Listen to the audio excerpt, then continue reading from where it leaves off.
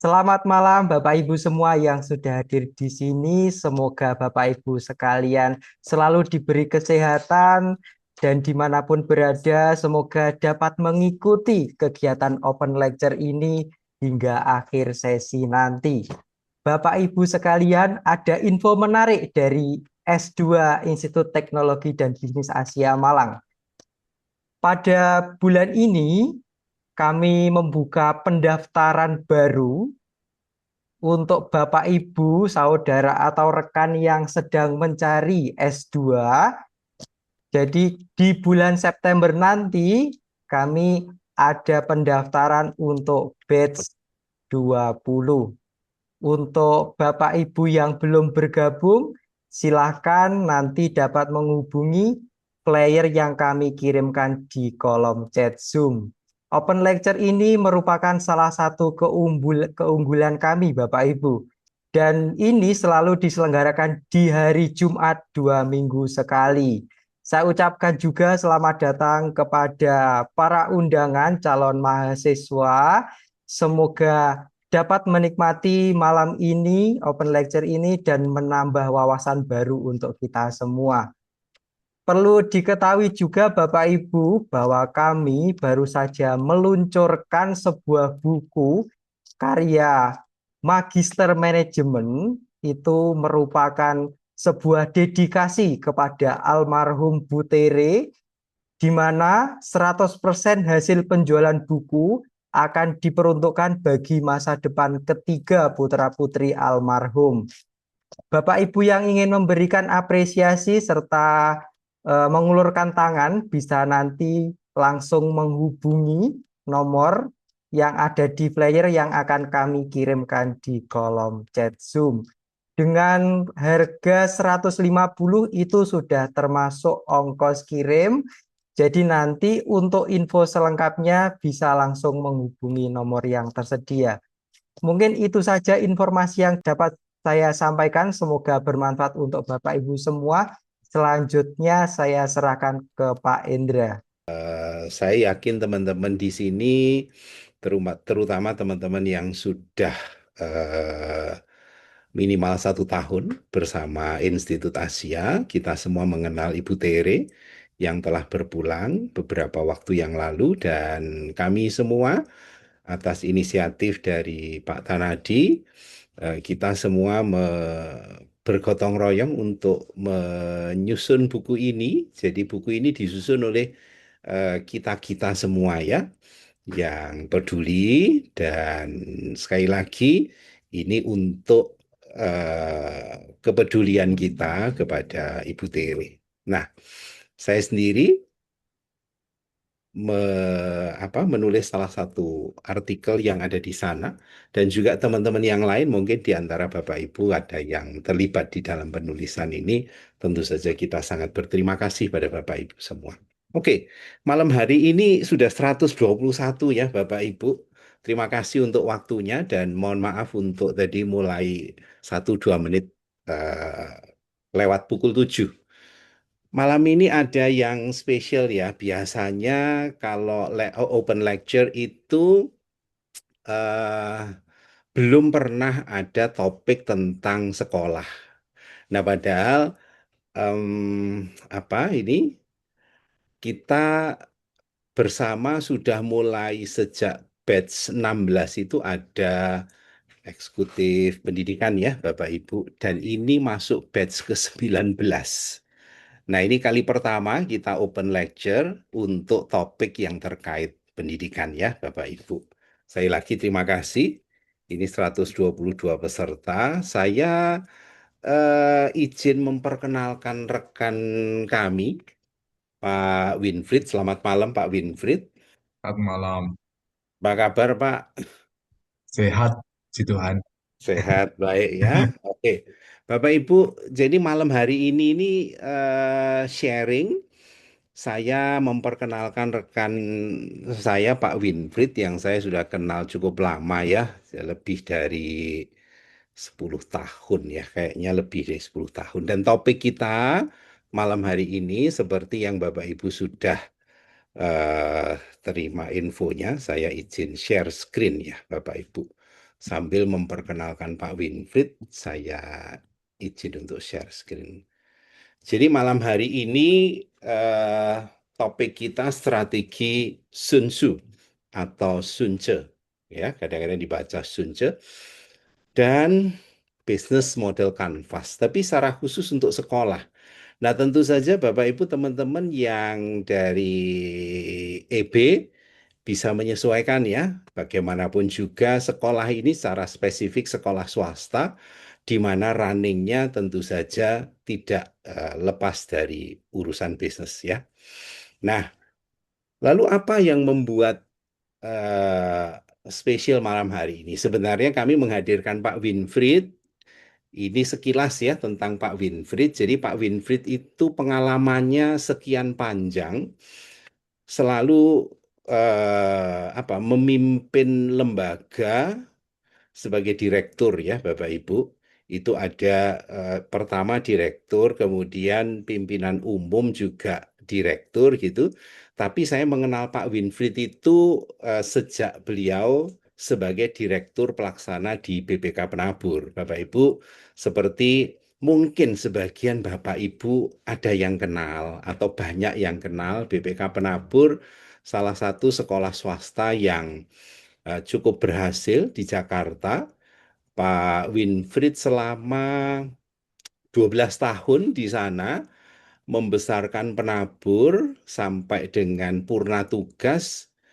Penabur itu berhasil mengembangkan jumlah unit sekolahnya dari 48 sejak Pak Winfried masuk, dan Pak Winfried ketika purna tugas dari sana itu sekolahnya sudah 70 lebih Bapak Ibu. Ya. Nah, itu di penabur.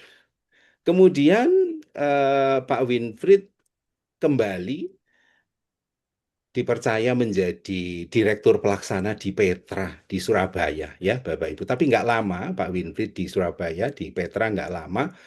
Ingat saya sekitar 2 tahun, karena salah satu keahliannya Pak Winfried ini mengembangkan sekolah dengan diversifikasi atau diferensiasi gitu ya. Maka ketika di Petra, Pak Winfried mengembangkan bilingual dan juga international program untuk A-level di Petra ya. Itu antara lain yang saya tahu. Kemudian setelah itu Pak Winfried menjadi direktur pelaksana lagi di Sekolah Elion, Bapak Ibu. Nah, kebetulan ya bukan kebetulan ya, memang Pak Winfried selama ini areanya kebanyakan di lembaga pendidikan Kristen. Maka malam hari ini Pak Winfried sharingnya, ini sharing pengalaman Pak Winfried. Jadi mungkin nanti ada bagian-bagian tertentu yang tidak bisa dilepaskan dari keseharian Pak Winfried ya Bapak Ibu.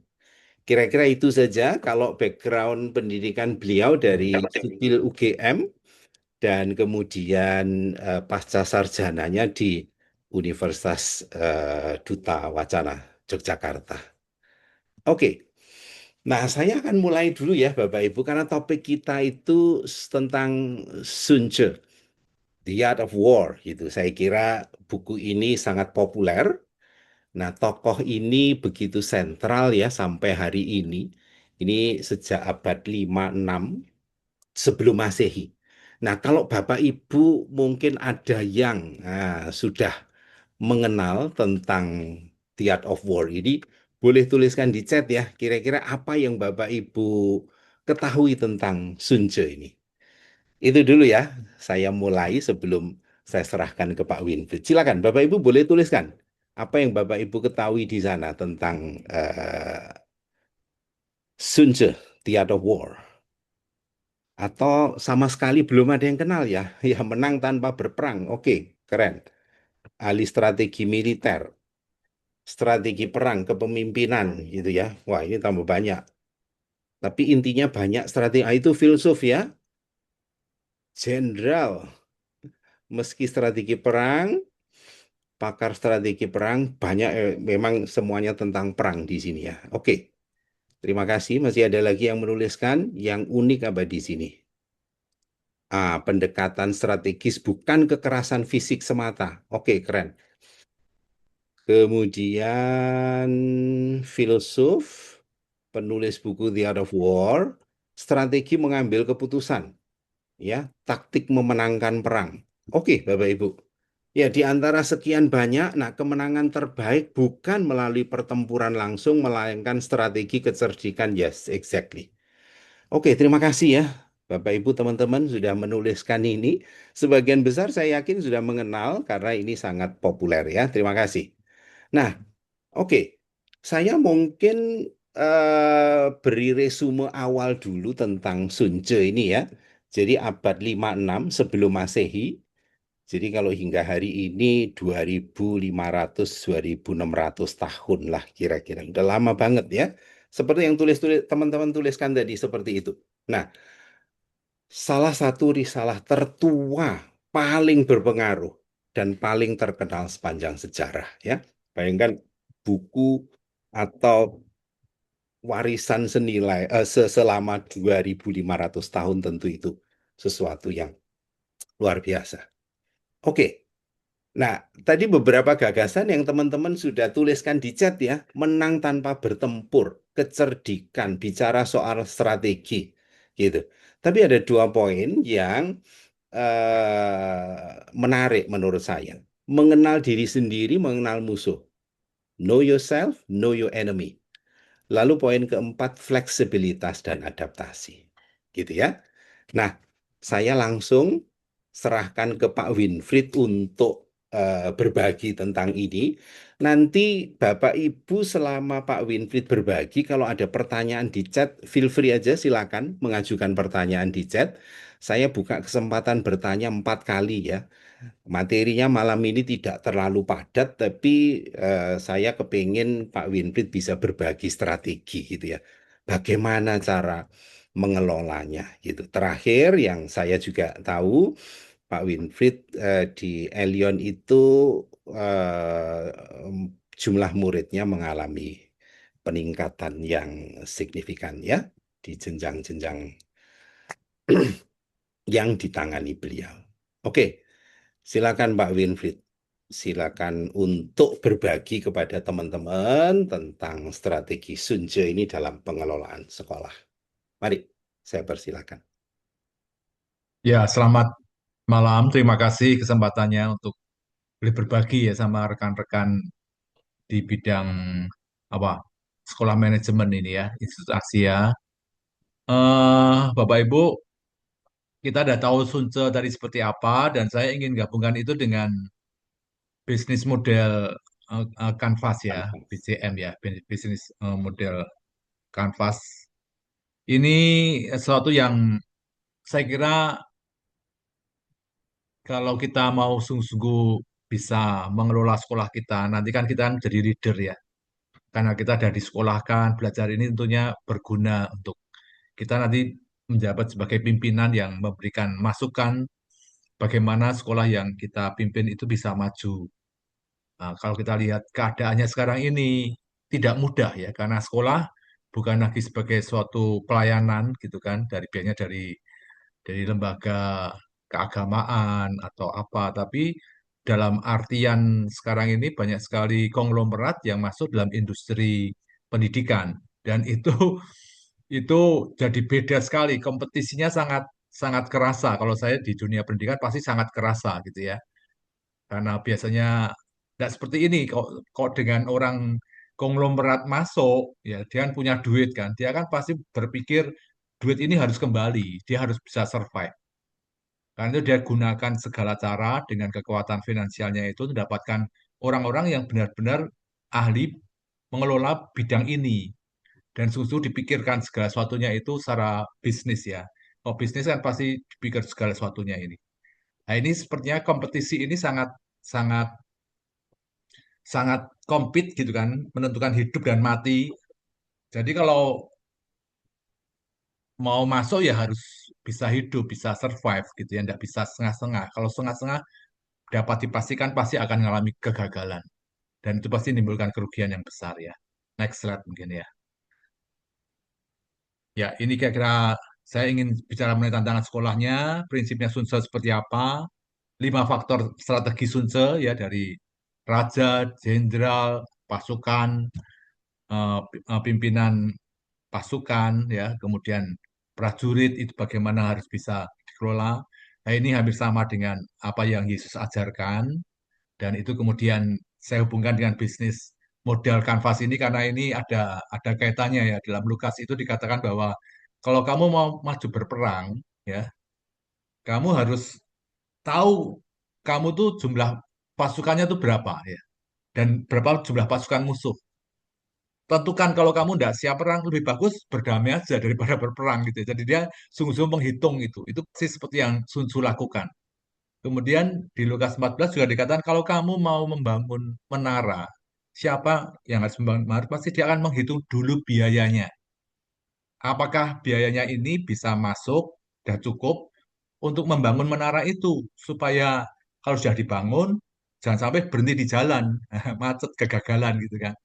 Nah, ini sama seperti yang BMC ini ya, bisnis model kampas ini itu suatu bisnis model yang memang dibuat untuk kita bisa melihat sebelum kita mengeran suatu sekolah, kira-kira apa saja yang harus ada gitu kan. Ada value proposition, kemudian bagaimana customer segment itu, kemudian bagaimana itu berjalan, apa saja yang harus mendukungnya itu, dan semuanya itu harus dipikirkan gitu ya, supaya apa akhirnya revenue stream-nya itu, pendapatannya itu bisa menutup eh, total cost-nya itu, pembiayaannya itu. Jadi pemasukan dan pembiayaan itu harus harus seimbang, itu dihitung sebelumnya. Jangan sampai ngeran sekolah nggak tahu apanya eh, perhitungan bisnisnya belum ada, kemudian dijalankan gitu ya.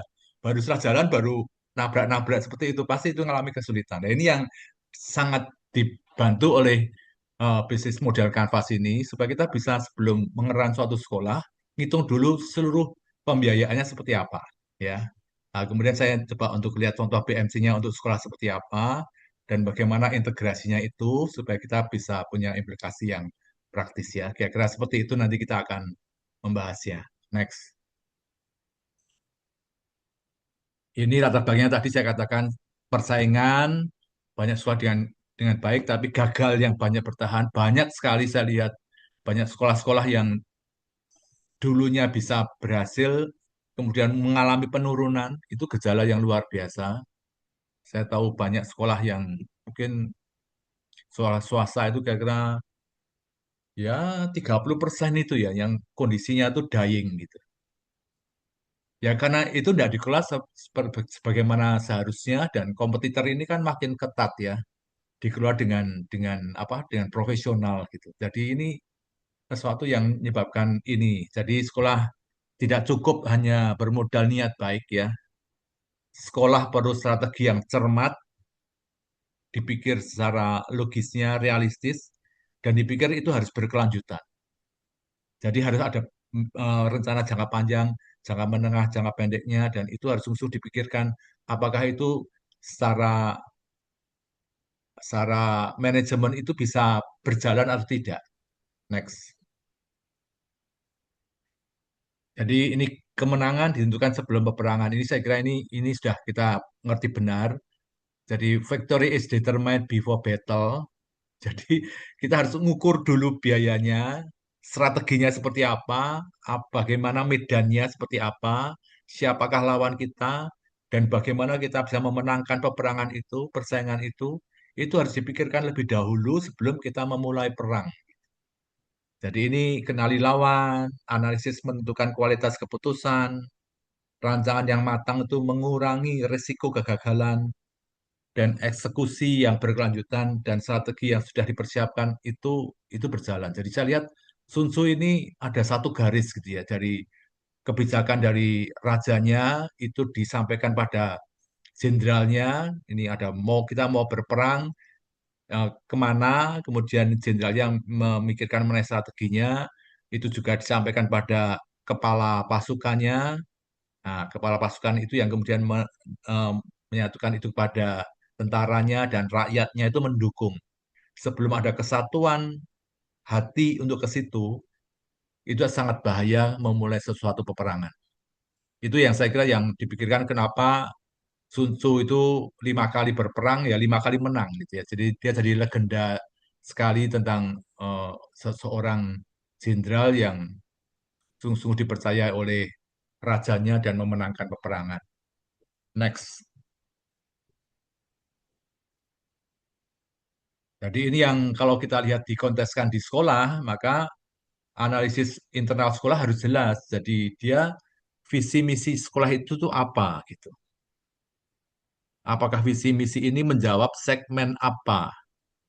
Apakah segmen ini dengan visi misi ini itu tertarik dan mau bisa dia untuk menyekolahkan anaknya di sekolah ini atau tidak? Itu harus harus dilihat gitu ya dari faktor internalnya itu. Kemudian kalau ada visi misi ini, bagaimana dengan mutu pimpinan, guru dan stafnya? Bagaimana persiapannya supaya visi tidak hanya cuma dituliskan, tapi benar-benar bisa diwujudkan dalam tindakan pelayanan yang diadakan di sekolah itu, supaya orang tua bisa mengenali dan mengerti akan visi misi itu.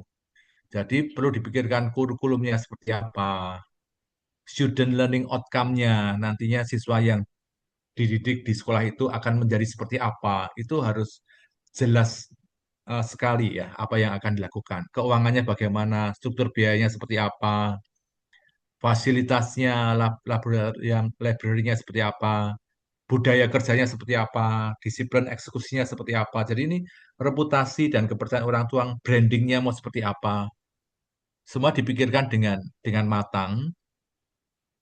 Ini berdasarkan apa? Berdasarkan analisis lingkungan eksternalnya itu ya. Di kota itu kompetitor sekolah lain seperti apa, mereka offer apa, mereka ngambil segmen yang mana, kebutuhan dan harapan orang tua secara umum di kota kita seperti apa, tren demografi dan sosial budaya seperti apa, kondisi ekonomi dan daya belinya seperti apa, perkembangan teknologi yang ada seperti apa, regulasi pemerintahan dan asosiasi sekolah apa, peluang kemitraan dengan universitas dan pihak luar seperti apa. Jadi ini banyak hal sungguh-sungguh yang saya sangat eh, mengerti kalau kita mau mengadopsi Sun Tzu. Jadi kita tidak cuma sekedar sekolah, kemudian tidak ngerti yang akan dilaksanakan. Jadi dari pimpinan top atas atau itu yayasan atau owner itu dia harus punya visi yang jelas dan itu dirundingkan bagaimana strateginya itu untuk mewujudkan visi itu secara bisa bertahan dan berkelanjutan dan berkembang gitu ya. Terus itu kemudian diturunkan ke eh, leader ya, ke direktur atau ada kepala sekolah dan kemudian ke guru secara jelas dan itu kemudian itu diinformasikan dari guru ke siswanya dengan jelas karena ini penting ya mulai sekarang penting dan dari selain itu juga pimpinan sekolah memberitahukan itu pada orang tua jadi mereka ngerti apa yang dilakukan oleh sekolah ini jadi kalau udah jelas seperti itu saya melihat ada trust nanti dari orang tua yang menyebabkan orang tua merasa puas dengan apa yang melihat perkembangan anaknya dan itu akan menimbulkan loyalitas, kesetiaan pada sekolah tersebut dan kekuatan sekolah itu dari apa yang disaksikan oleh anak dan orang tua ya. Word of mouth-nya itu jadi bagus. Dia merasa puas dengan itu. Nah, kalau seperti itu maka itu modal sangat besar untuk berkembangnya sekolah tersebut. Next. Oke, QA ya. Ya. Ini saya stop dulu. Pak Winfried, sebenarnya saya tertarik mungkin sambil teman-teman boleh ngajukan pertanyaan ya. Ini pernyataan tentang analisis internal eksternal atau IFAS-EFAS ya kalau sekarang istilahnya itu. If you know yourself and your enemy, you need not fear the result of 100 battles. Nah, sebenarnya apa yang disampaikan Pak Winfried tadi gini ya, Bapak Ibu.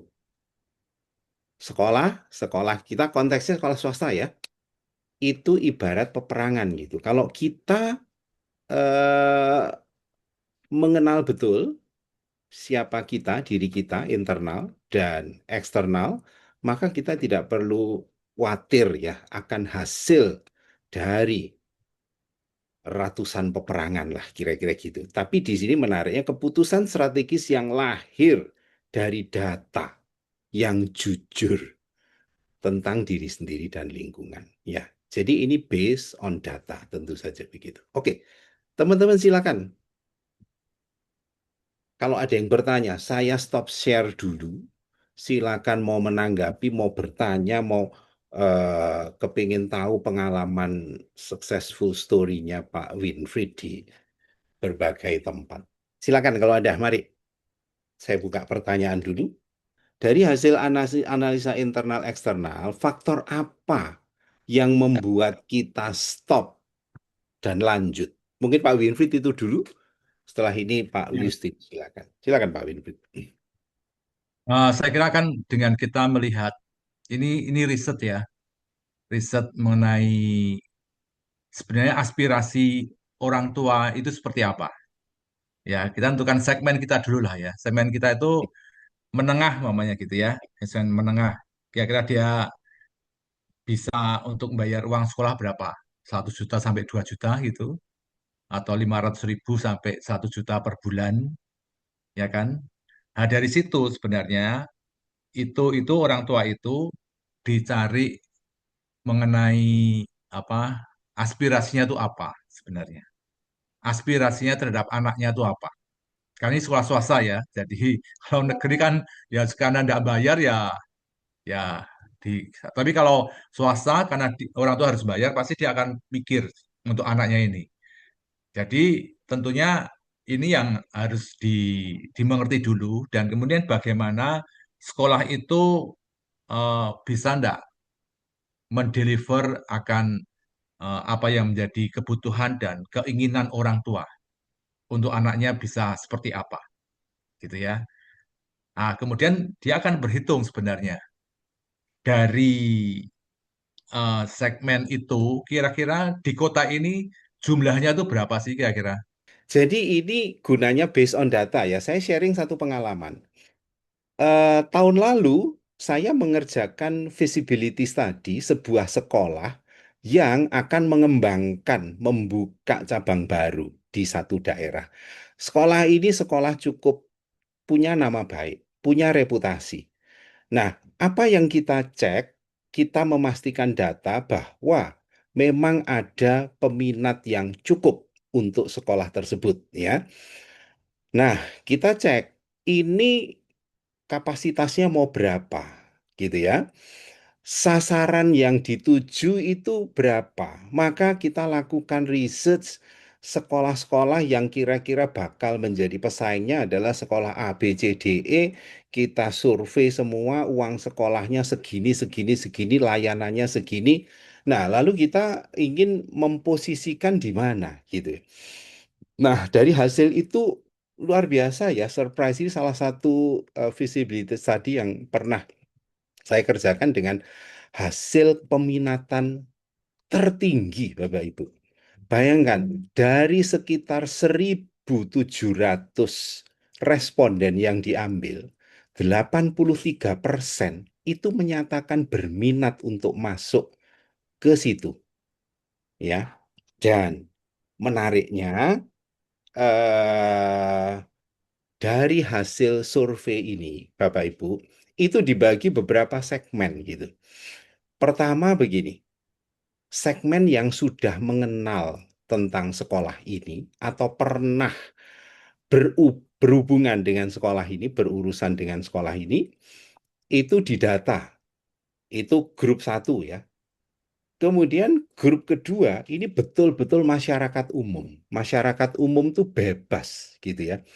Siapa saja yang mengenal sekolah ini, apakah tertarik untuk memasukkan anaknya kalau dibuka cabang di situ. Nah, itu artinya ekspektasi-ekspektasi yang dari masyarakat itu ditangkap. Nah, ternyata luar biasa ya, sekali lagi. data yang grup satu dari orang-orang yang pernah berhubungan dengan sekolah ini dan grup dua yang belum pernah berhubungan tapi mengenal saja namanya, itu konsisten angkanya.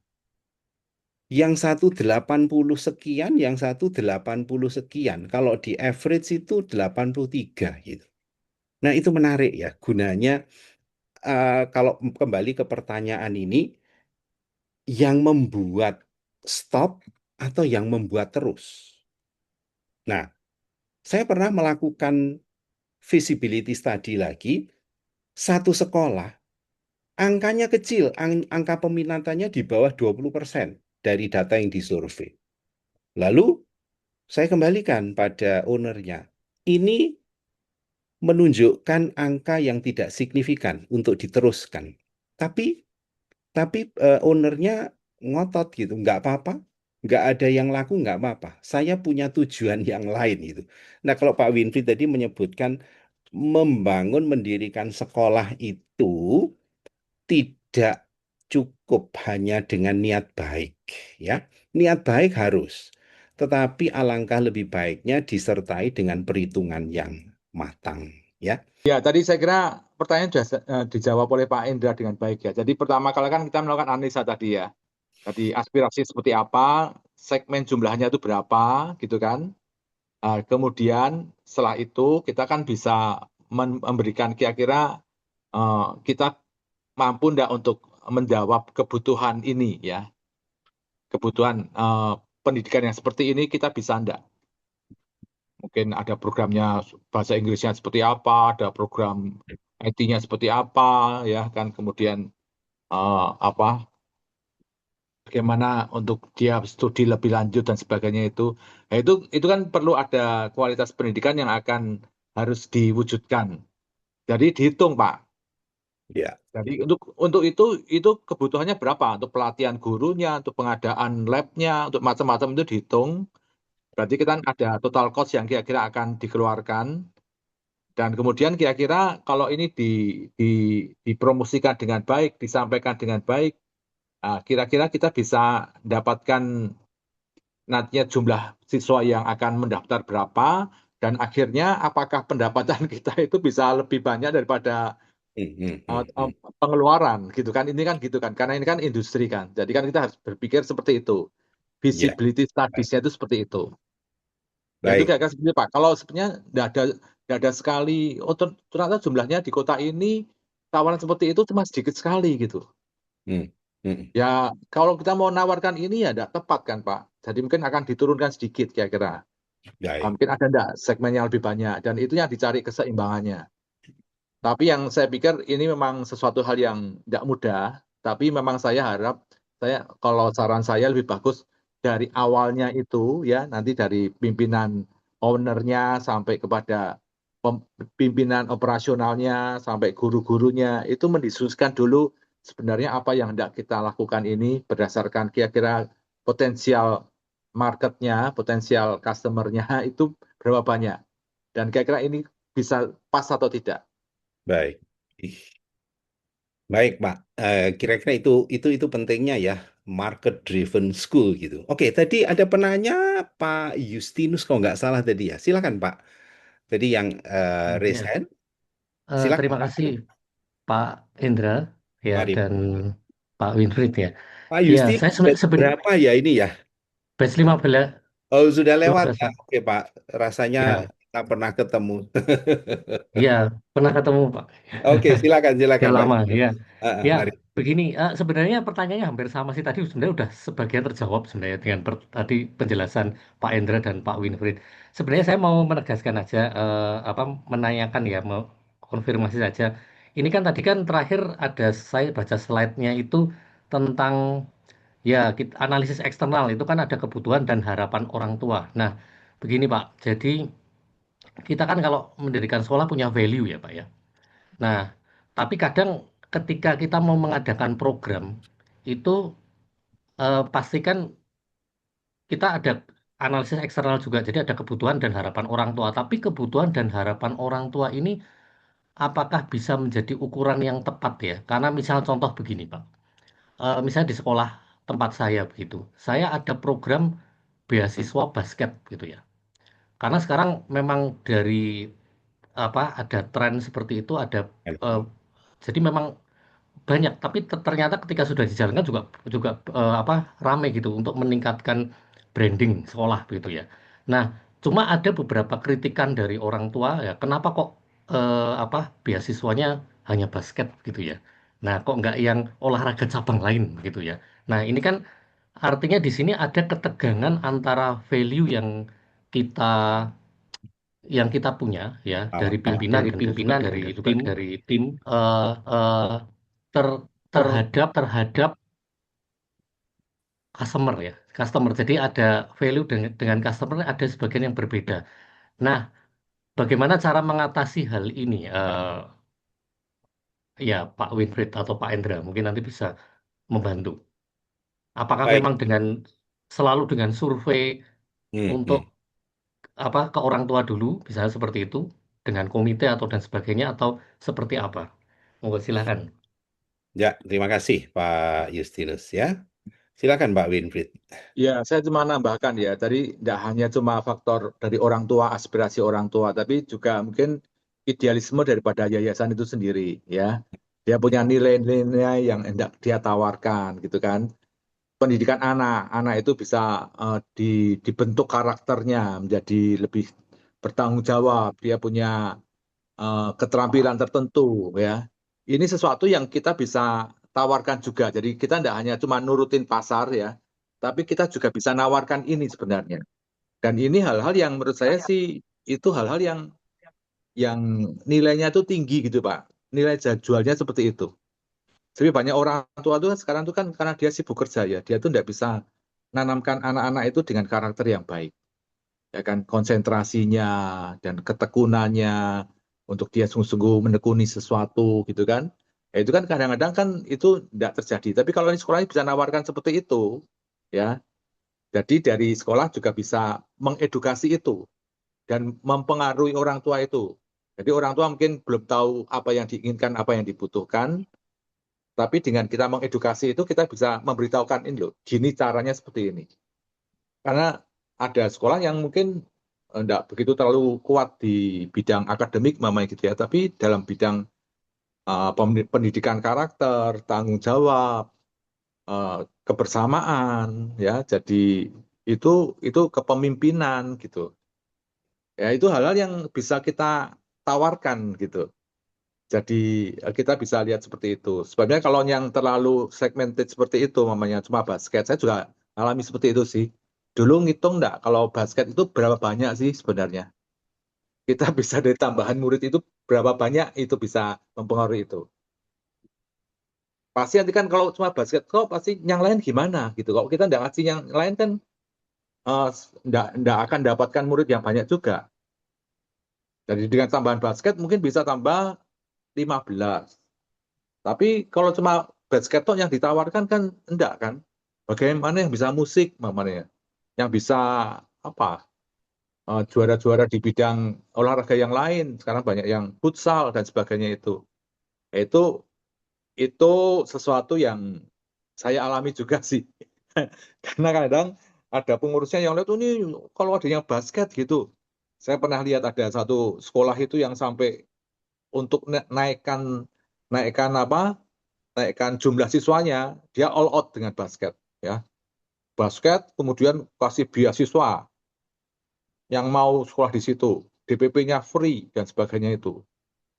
Supaya apa nanti klub basketnya itu kan apa bisa mengangkat nama sekolah gitu mama gitu. Tapi ya saya lihat sampai seberapa jauh gitu angkat nilai sekolah itu, dan biasanya anak-anak yang seperti itu, anak yang olahraga, kadang-kadang belajarnya kan juga mengalami kendala ya, karena dia terus banyak latihan, dia letih untuk dia belajar. Jadi itu jadi masalah juga. Bagaimana nanti kalau anak itu kemudian tidak mencapai standar kompetensi kelulusannya, apakah dia bisa naik atau tidak? Jadi waktu menawarkan itu memang ada hal-hal yang perlu kita pikirkan secara keseluruhan. Dan tadi saya cuma menambahkan di kita kekuatannya itu apa. Banyak loh kita ini yang kuat yang sebenarnya tidak perlu apa ya tambahan biaya dan sebagainya itu. Tapi itu juga bisa menjadi kebutuhan orang tua sekarang ini gitu ya. Baik. Ya itu mungkin sedikit jawaban dari saya. Pak Oke, Indra mau terima kasih nambahkan. ya Pak Winfried. Simple aja lah, intinya perimbangan ya Pak ya. Pertimbangkan Betul. betul, perhitungkan ini bakal berdampak berapa. Nah, kalau ada indikasi seperti itu artinya bahwa perlu perimbangan yang lain. Jadi sama saya pun ketika mengelola sekolah, mana yang menjadi idealisme sekolah, mana yang menjadi kebutuhan pasar, ya itu perlu diseimbangkan, gitu ya. Ya, Gitu, Pak. Nah, persis ini Pak. Ya, setuju Pak. baik, terima kasih. Bu Iriana, saya berikan kesempatan sebelum kita lanjut lagi ya. Nanti teman-teman yang bertanya dilanjutkan setelah Pak Winfried menyampaikan sharingnya lagi. Silakan Bu Iriana, mari. Selamat malam Pak Indra, selamat malam Pak Winfried dan teman-teman Selamat malam. semuanya. Bu, Terima silakan. kasih atas kesempatan yang diberikan untuk sebenarnya tadi mendengar dari yang ditanyakan maupun yang dijawab. Ini juga sinkron dengan apa yang akan saya sampaikan ini. Kadang lihat dari faktor internal maupun eksternal yang menjadi key point kita untuk mengembangkan sekolah, kadang dilemanya itu di lapangan.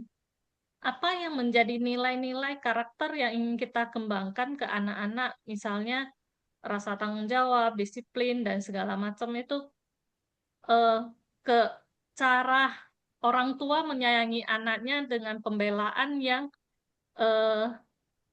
maksimal sehingga menuntut berbagai hal yang sudah di luar dari contoh ya. Ini contoh mungkin kalau cerita teori nggak nyambung. Orang tua yang misalnya dalam kasus anaknya itu nggak ke sekolah karena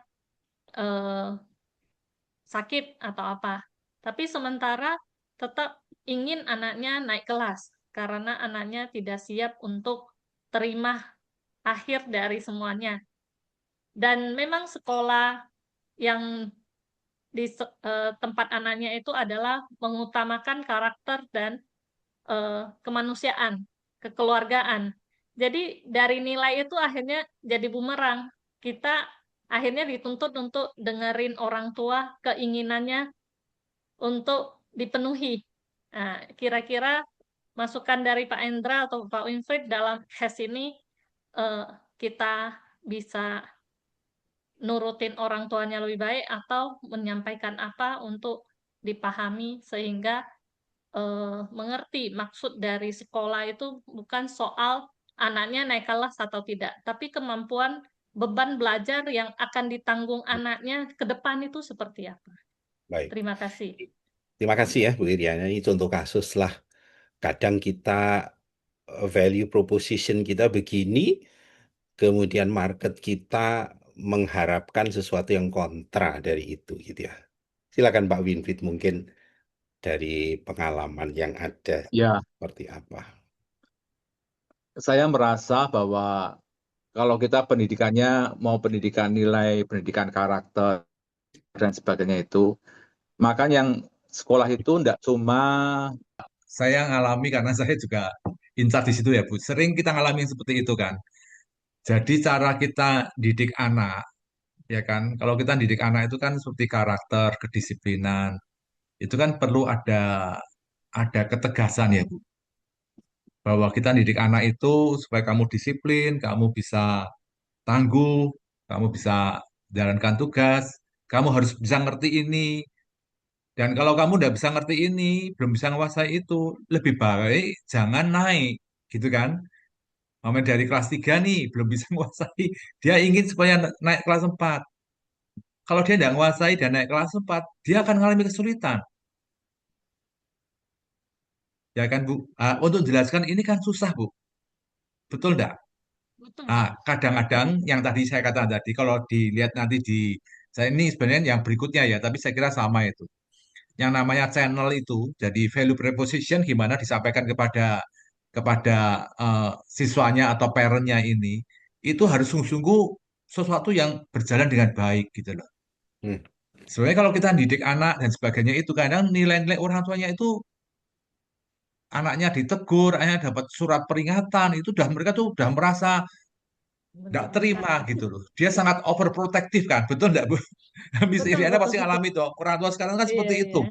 Ditegur aja seperti itu. Nah, kalau Mm-mm. seperti ini kita nggak bisa nyambung, Bu. Jadi harus Iya. memang harus ada komunikasi yang baik antara orang tua dengan sekolah. Jadi Iya. peraturannya jelas seperti apa dan maksudnya peraturan ini seperti apa itu harus diperjelas. Mm. Jadi ketika Dikomunikasikan dengan kemudian orang komunikasi tuanya. harus jelas. Jadi sebelumnya itu Bu itu harus detail Bu. Kita peraturan seperti ini, kalau tidak naik seperti ini dan sebagainya itu, dan itu dikomunikasikan dengan jelas. Ketika sesuatu sedang berjalan, jangan hanya komunikasinya waktu mau terima rapot baru ada. Jangan. Kalau ada suatu Iya. kasus tertentu, anaknya tidak bisa ngikutin ini, anaknya tidak bisa belajar, anaknya tidak bisa konsentrasi, langsung komunikasi dengan orang tua dipanggil, dibetulkan masalah seperti ini. Kalau anaknya tidak bisa Mm-mm. belajar di rumah dengan baik, dia pasti akan ketinggalan. Gitu kan. Jadi tolong orang tua sejak awal ngawasin ketika anak tidak garap PR, ulangan tidak bisa konsentrasi ulangan sehingga nilainya jelek, itu sejak awal harus dikomunikasikan. Dan Tapi kenapa? kondisinya ini, Pak, sebenarnya anak-anak sekarang itu banyak lebih ke mental ya. Iya, Sedikit betul, dicuekin sama temennya, sensitif, lalu berpikiran betul. banyak, overthinking, lalu akhirnya ke psikiater, lalu sampai kejang atau apa, itu kan benar-benar anak ini sudah sakit. Kalau kita karena yang tadi Bapak sampaikan itu dengan aturan-aturan kedisiplinan sekolah yang berapa persen kehadiran dan apa-apa itu kan sebenarnya tidak make sense untuk diterapkan ke anak yang memang sedang sakit.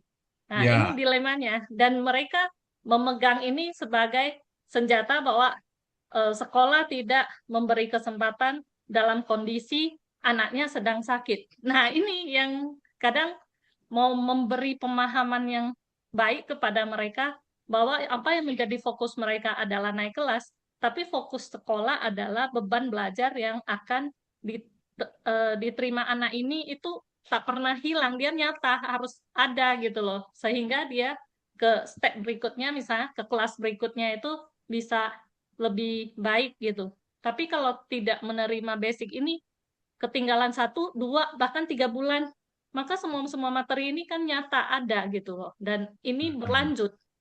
betul Nah, sekali. udah jelasin begini juga susah. Pokoknya Heeh. keinginannya itu kadang yang ngotot.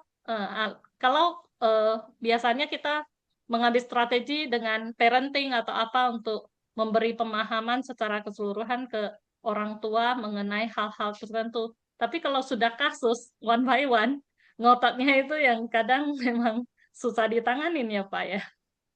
Itu memang berat, Bu. Tapi memang kalau ada kasus seperti ini, kalau pengalaman saya, kita main di detail aja, Bu. Kalau Hmm. anak-anaknya kondisinya apa sangat mentalnya sangat lemah tadi ya, sedikit tidak bisa Mm-mm. dapat pressure dan sebagainya itu kan itu harus ditangani kan sebenarnya.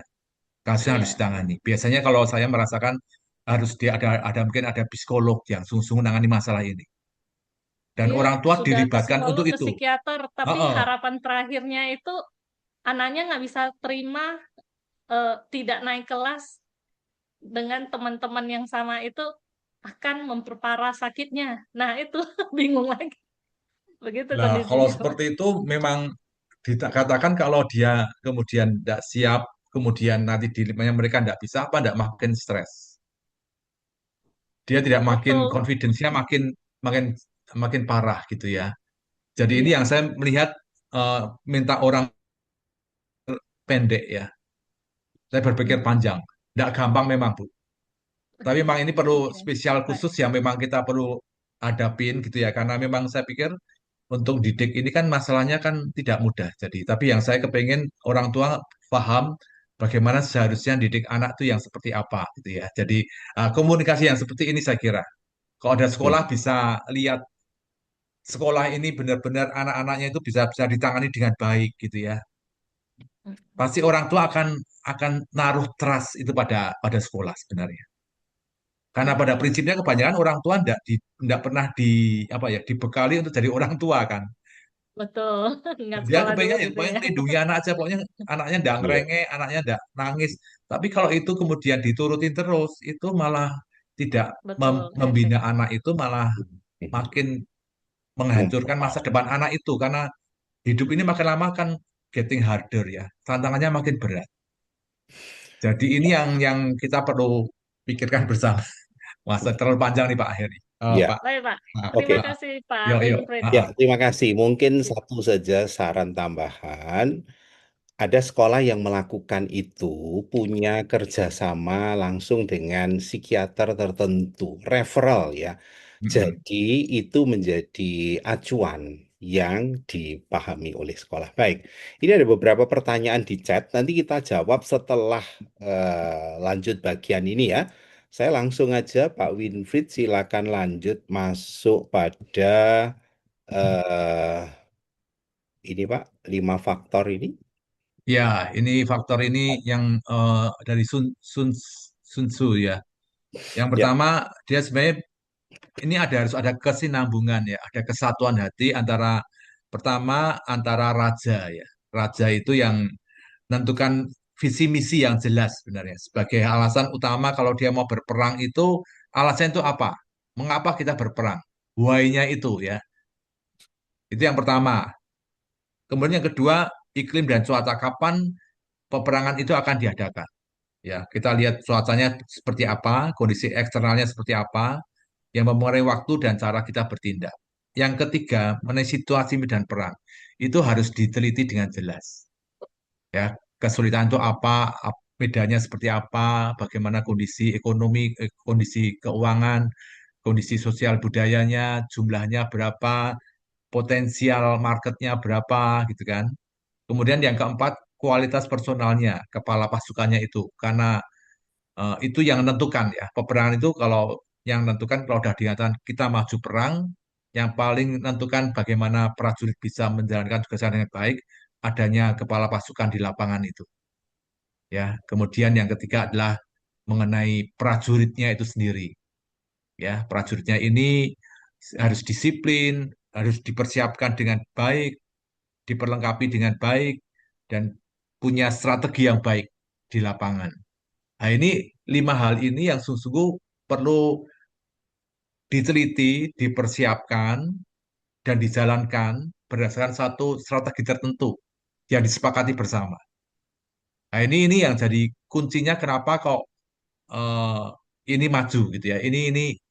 Ini berjalan dengan baik. Ya, kalau saya lihat seperti sekarang ini kan perangnya perang ekonominya baru antara Cina sama Amerika gitu ya. Jadi kalau di Cina kan memang eh, apa Perdana Menteri Xi Jinping dan macam-macam itu kan memang betul-betul luar biasa ya. Dia tidak ada politik yang kok di Amerika itu kan ada yang ini Republik, yang Demokrat juga seperti itu. Jadi pasti terus ada oposan yang macam-macam ya. Jadi kesatuannya itu tidak ada di lapangan gitu. Jadi itu mempengaruhi keseluruhannya itu sehingga saya lihat kalau dilihat dari secara ekonomi, perang ekonomi Amerika sama Cina ini ya Amerika sekarang ketinggalan jauh ya. Dengan keteguhan hati dan dengan kesatuan hati, dengan kejelian. Terus Cina ini kan nambah pengetahuannya juga, patennya dan sebagainya itu kan terus bertambah secara luar biasa. Dalam 10 dekade-dekade terakhir ini sungguh-sungguh eh, apa ya yang dilakukan oleh Cina ini agak melambangkan dengan apa yang di faktor strategi Sun Tzu ini ya. Next. Nah, ini saya pikir sama tadi saya katakan tadi bahwa ini kalau dalam kitab Lukas itu digambarkan Yesus itu mengatakan kalau kamu bangun menara, hitung dulu biayanya. Itu yang ditekankan oleh bisnis model kanvas. Itu yang ditekankan bagaimana sebelum kita menjalankan ini, tolong dihitung dulu kebutuhannya itu apa dan bagaimana jalannya seperti apa.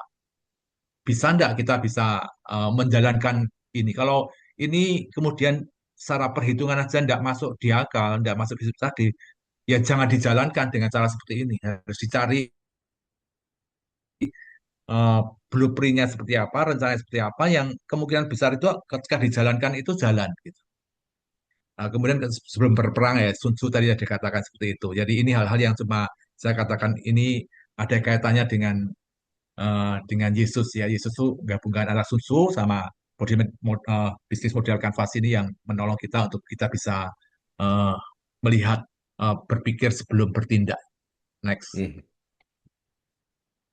Ini yang Bapak Ibu tahu ya, saya kira ini yang Alexander Osterwalder ini sangat dipakai banyak sekali. Karena apa? Karena ini bisa memberikan satu gambaran bisnis yang akan dilakukan gitu kan. Jadi ini value proposition itu sebenarnya apa yang hendak ditawarkan gitu ya. Itu harus jelas dulu sebenarnya. Nah, ini harus match dengan customer segmennya itu mau seperti apa. Jadi ini kira-kira ada enggak jumlah customer segmennya yang akan membutuhkan value proposition ini ada atau tidak gitu. Nah, kemudian dibikin kalau ini memang cukup potensial, bagaimana customer relationship-nya, ide ini, tawaran ini itu disampaikan kepada customer ini. Dan ini saya kan sangat terbantu ya kan. Customer segment namanya gitu orang-orang tua yang mungkin tinggal di kota mana ya, kota Malang gitu ya, yang kemudian yang penghasilannya sekian, yang punya eh, seperti apa ini jumlahnya itu berapa gitu kan. Nah, kemudian coba disampaikan gitu ya. Kira-kira kalau seperti ini tanggapannya seperti apa, responnya seperti apa. Jadi ini kan memang sekolah itu kan bukan bukan sesuatu yang bertumbuh kan. Pertama kan dicoba dulu. Ketika dicoba bisa, oh ternyata responnya bagus ya. Seperti apa, kemudian diperbaiki lagi ya kan. Nah, kemudian ini itu harus disampaikan dalam bentuk channel tadi ya. Nah, itu tentunya guru-guru itu harus disiapkan sesuai dengan apa yang kita tawarkan dalam dalam visi misi sekolah kita ini. Guru-guru harus bisa menyampaikan itu. Jangan sampai kalau umpamanya eh, kita nawarkan holistic education ya, kita tidak hanya cuma akademik tapi juga ada pembinaan karakter umpamanya demikian. Tapi guru-guru nggak diperlengkapi untuk membina karakter anak-anaknya. Ya nggak nyampe kan.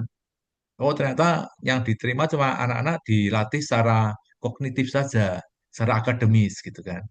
Jadi channel ini atau guru-guru yang menyampaikan ini harus sungguh-sungguh sesuai dengan hal itu. Untuk bisa membuat value proposition itu pasti kegiatan key activities-nya apa saja. Ya pasti pelatihan guru, kemudian ya soal apa-apa yang harus dilakukan gitu ya.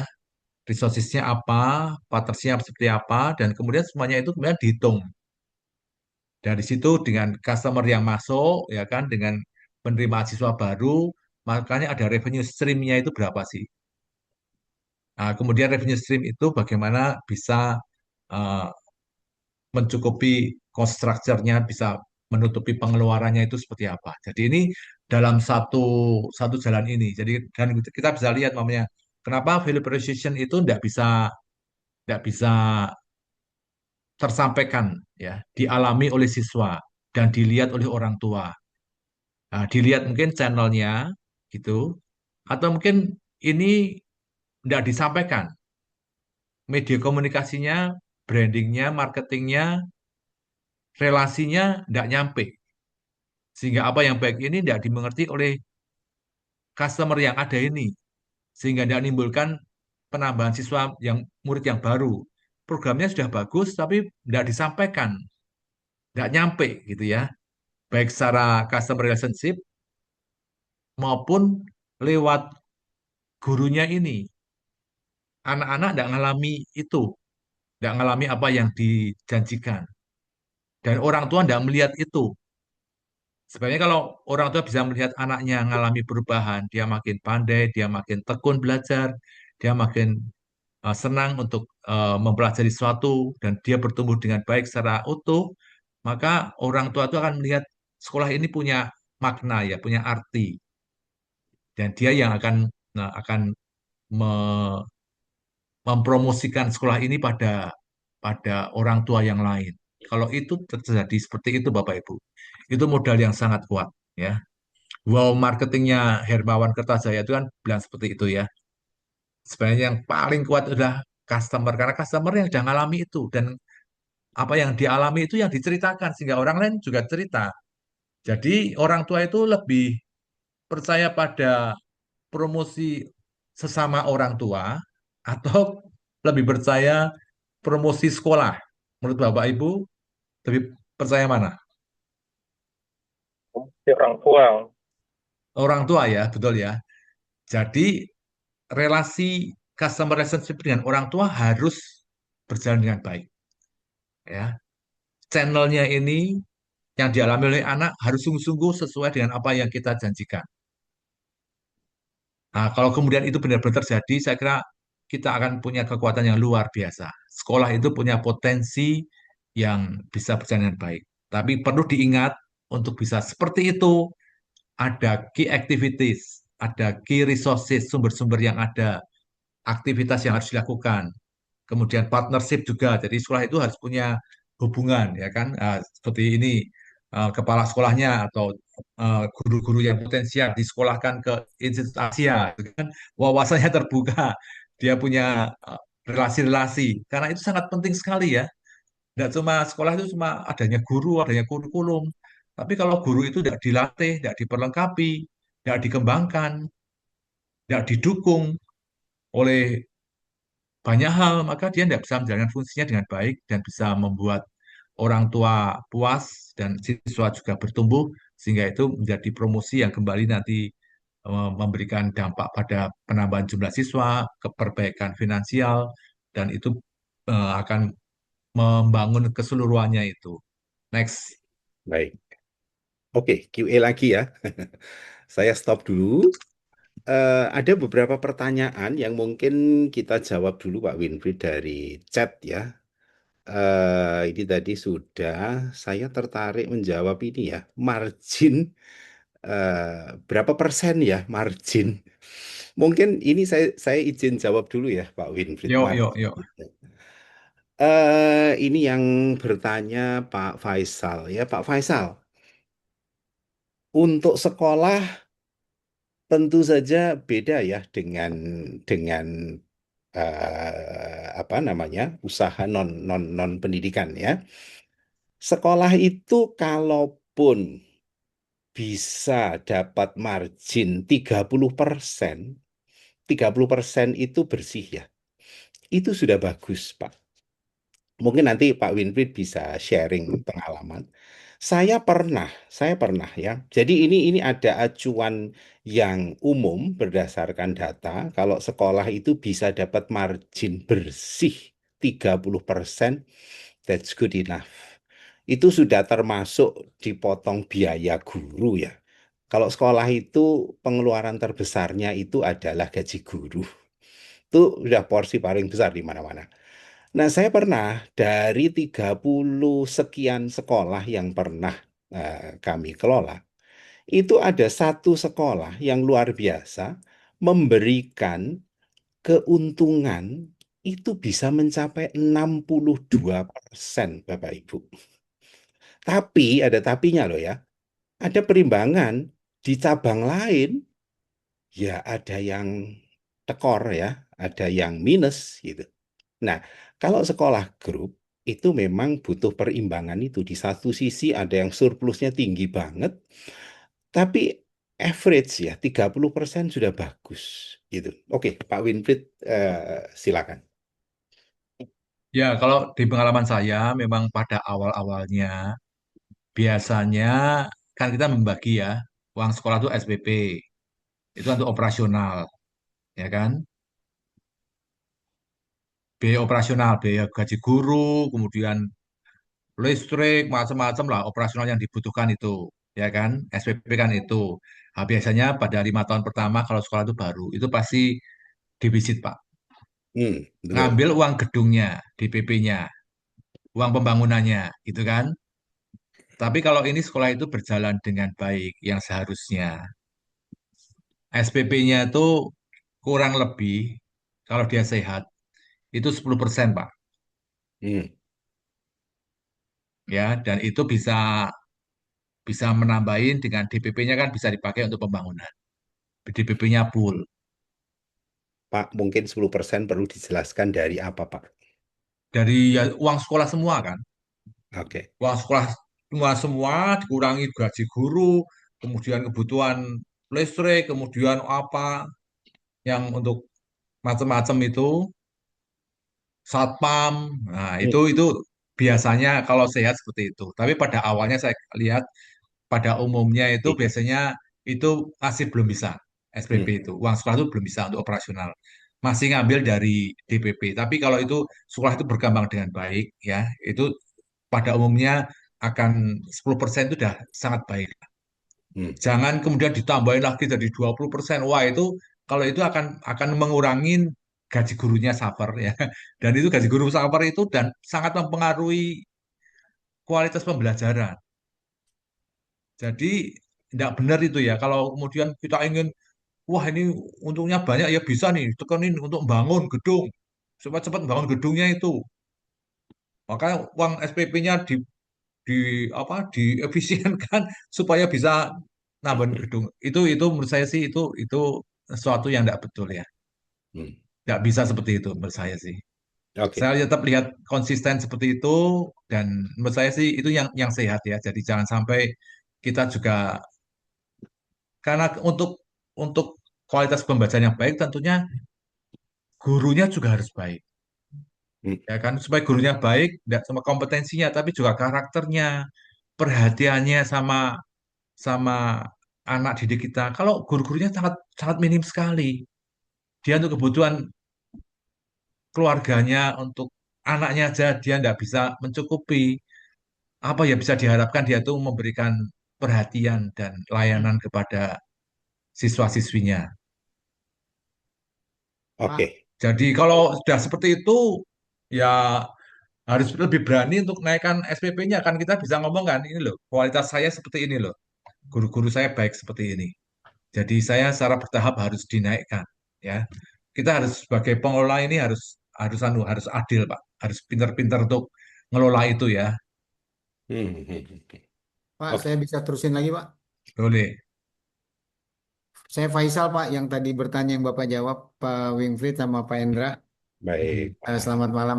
Jadi Halo tadi Pak yang Pak Faisal. Endra sampaikan tadi 30% itu dari SPP, lalu yang Pak Wingfried tadi sampaikan 10% itu dari SPP gitu ya, Pak. Ini dua hal yang mana yang mau kita pakai? Apa yang 10, apa yang 30 kira-kira? Karena Oke.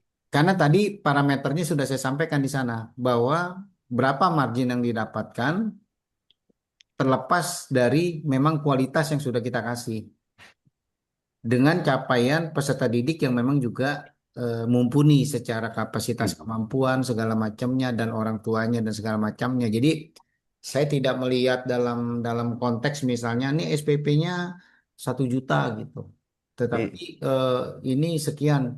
Karena sekarang ini kalau saya ngelihat ya Pak, karena anak-anak saya juga sudah tumbuh kembang semua, sudah selesai semua, jadi sarjana semua, tinggal yang nomor 3 yang belum. Nah jadi sekolah itu kalau buat saya pilihan, Pak. Jadi mau ditaruh di mana nih anak kita sekolah? Nah itu pilihannya ke kita selaku orang tua. Oh iya, memang kita posisi ada di sini. Ya anak saya sekolahin di sini. Oh saya di sini anak. Nah maksud saya kalau itu jadi parameternya maka pertanyaannya marginnya berapa harus kita ambil? Saya setuju tadi Pak Windrit bilang bahwa jangan sampai gaji guru dikurangi. Oh kalau dikurangi ketemu persoalan kita. Malah sekarang ini kan banyak sekolah yang menawarkan itu, maaf ya, dalam tanda petik mungkin agak sedikit mahal. Tetapi yang diberikan juga cukup, malah lebih dari cukup. Misalnya contohnya Anda bayaran sekolah sampai kayak di Victory di Bekasi itu bayar sekolahnya itu kalau saya nggak salah berapa berapa puluh juta 1 bulan. Rata-rata itu mereka itu selesai sekolah SMA itu mereka rata-rata sekolah keluar semua.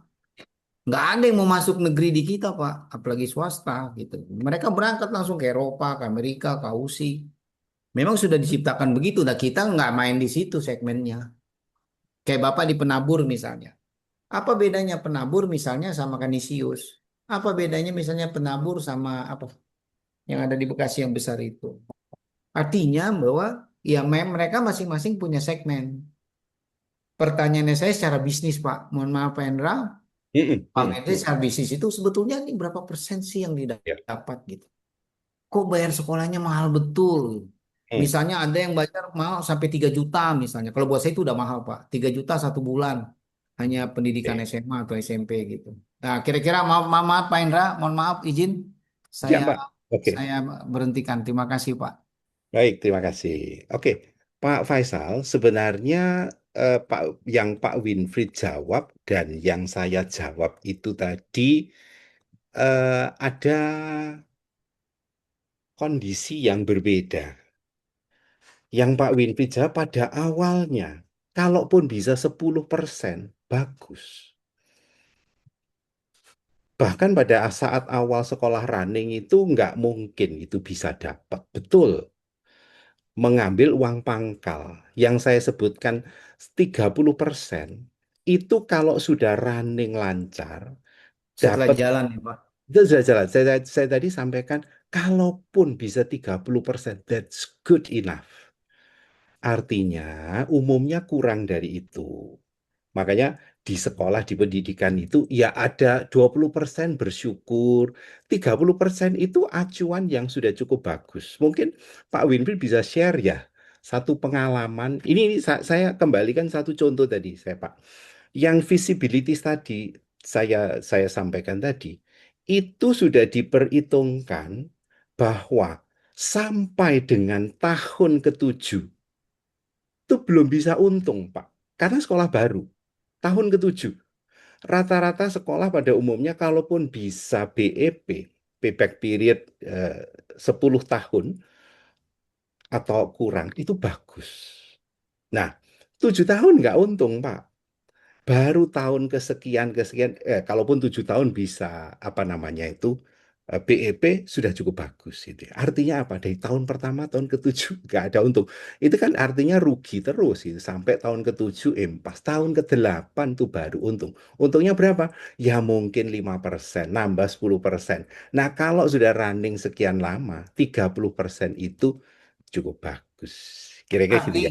artinya Pak Indra, average kalau dia dalam posisi katakanlah secara umumnya rata-rata kurang lebih 10% lah ya dari SPP yang kita terima ya di luar Iya, dari BPP. iya, iya, iya. Artinya kenapa? Ini kan kita manajemen bisnis, Pak. Mm-mm, Nah, mm-mm. saya mau kaitin ke situ sekarang. Ini kan Betul. kita bisnis. Artinya Ya. saya juga yakin nih dari member kita yang 201 ini, saya juga yakin bahwa sebagian juga pengusaha.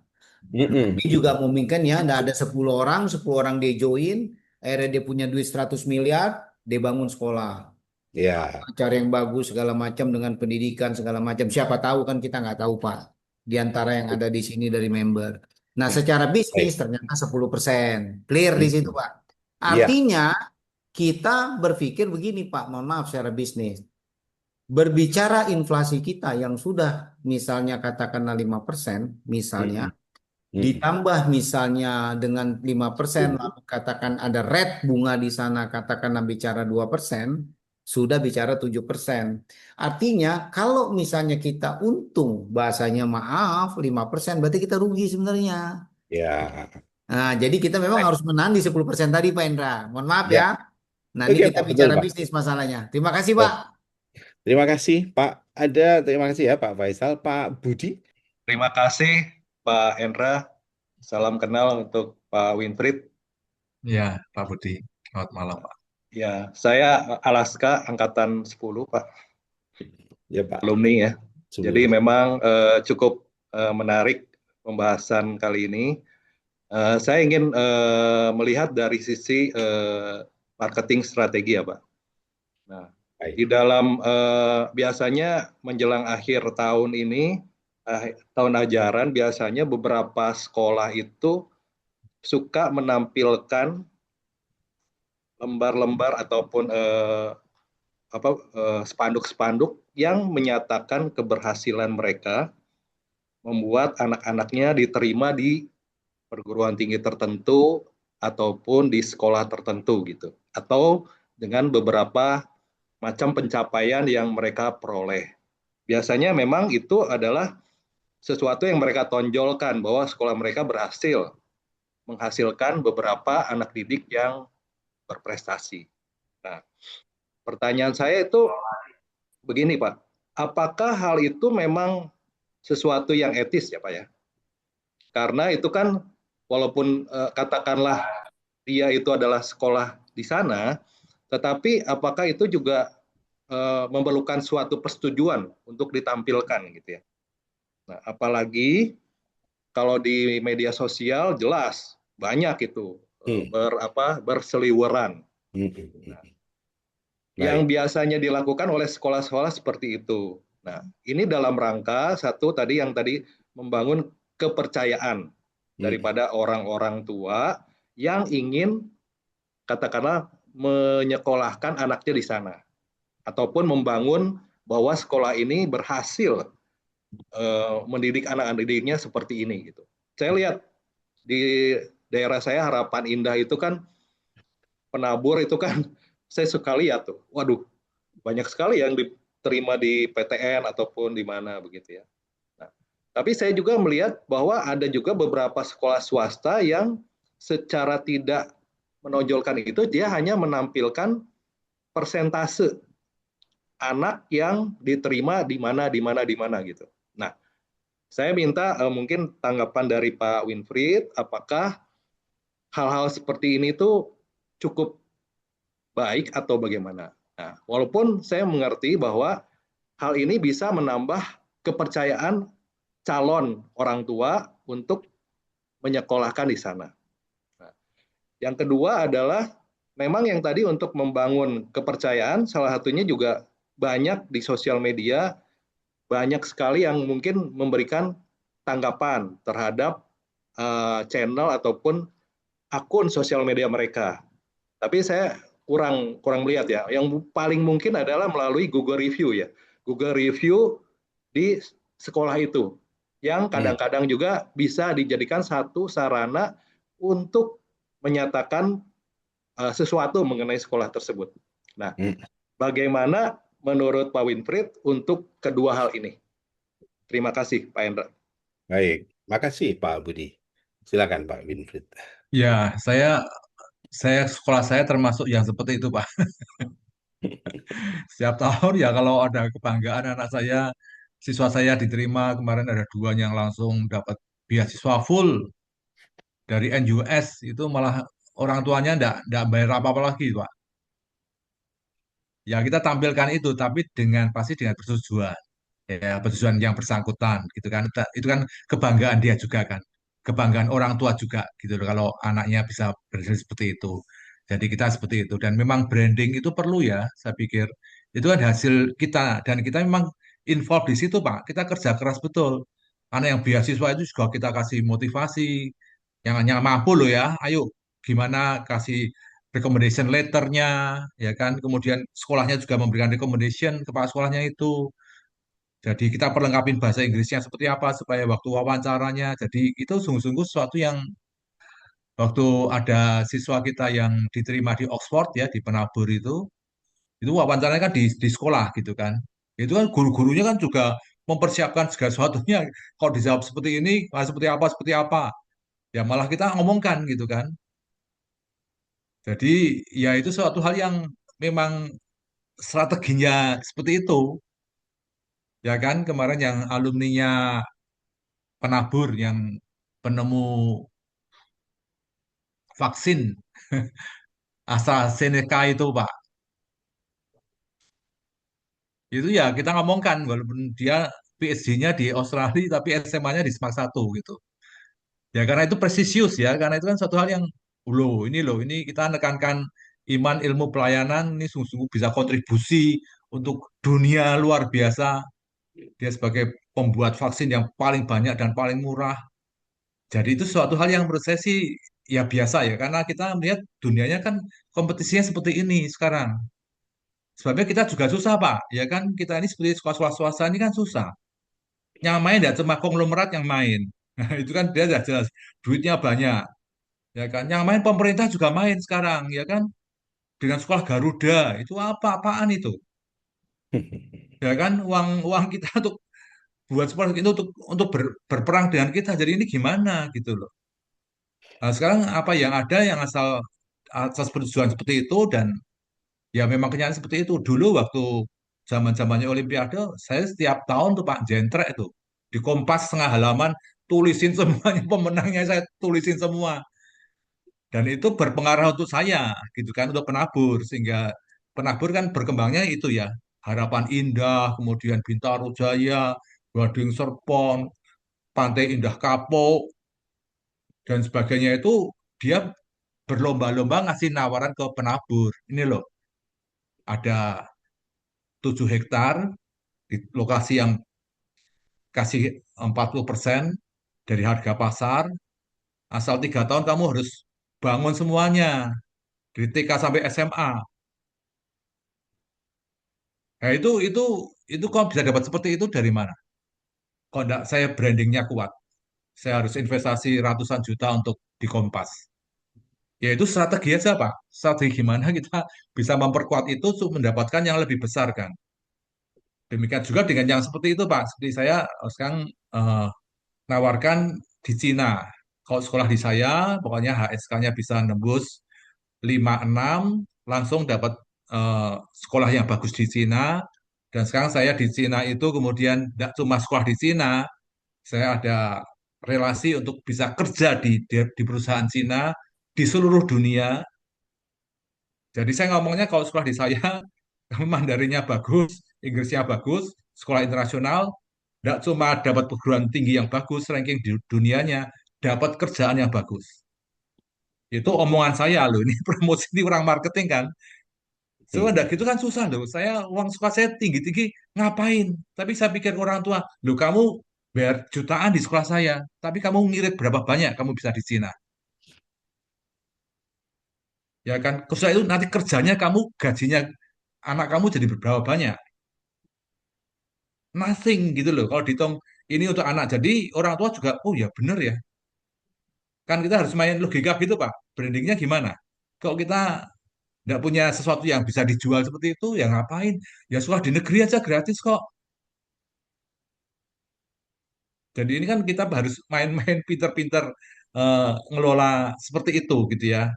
Apa yang bisa kita katakan, tapi ya benar-benar kita harus konsentrasi ya tanggung jawab. Jangan hanya promosi. Kalau promosi tidak sungguh-sungguh siswa kita tidak dilatih dengan baik, dipersiapkan, mereka juga nanti kuliahnya baik dan bisa kerja dengan baik, itu backfire, itu bisa jadi bumerang kita.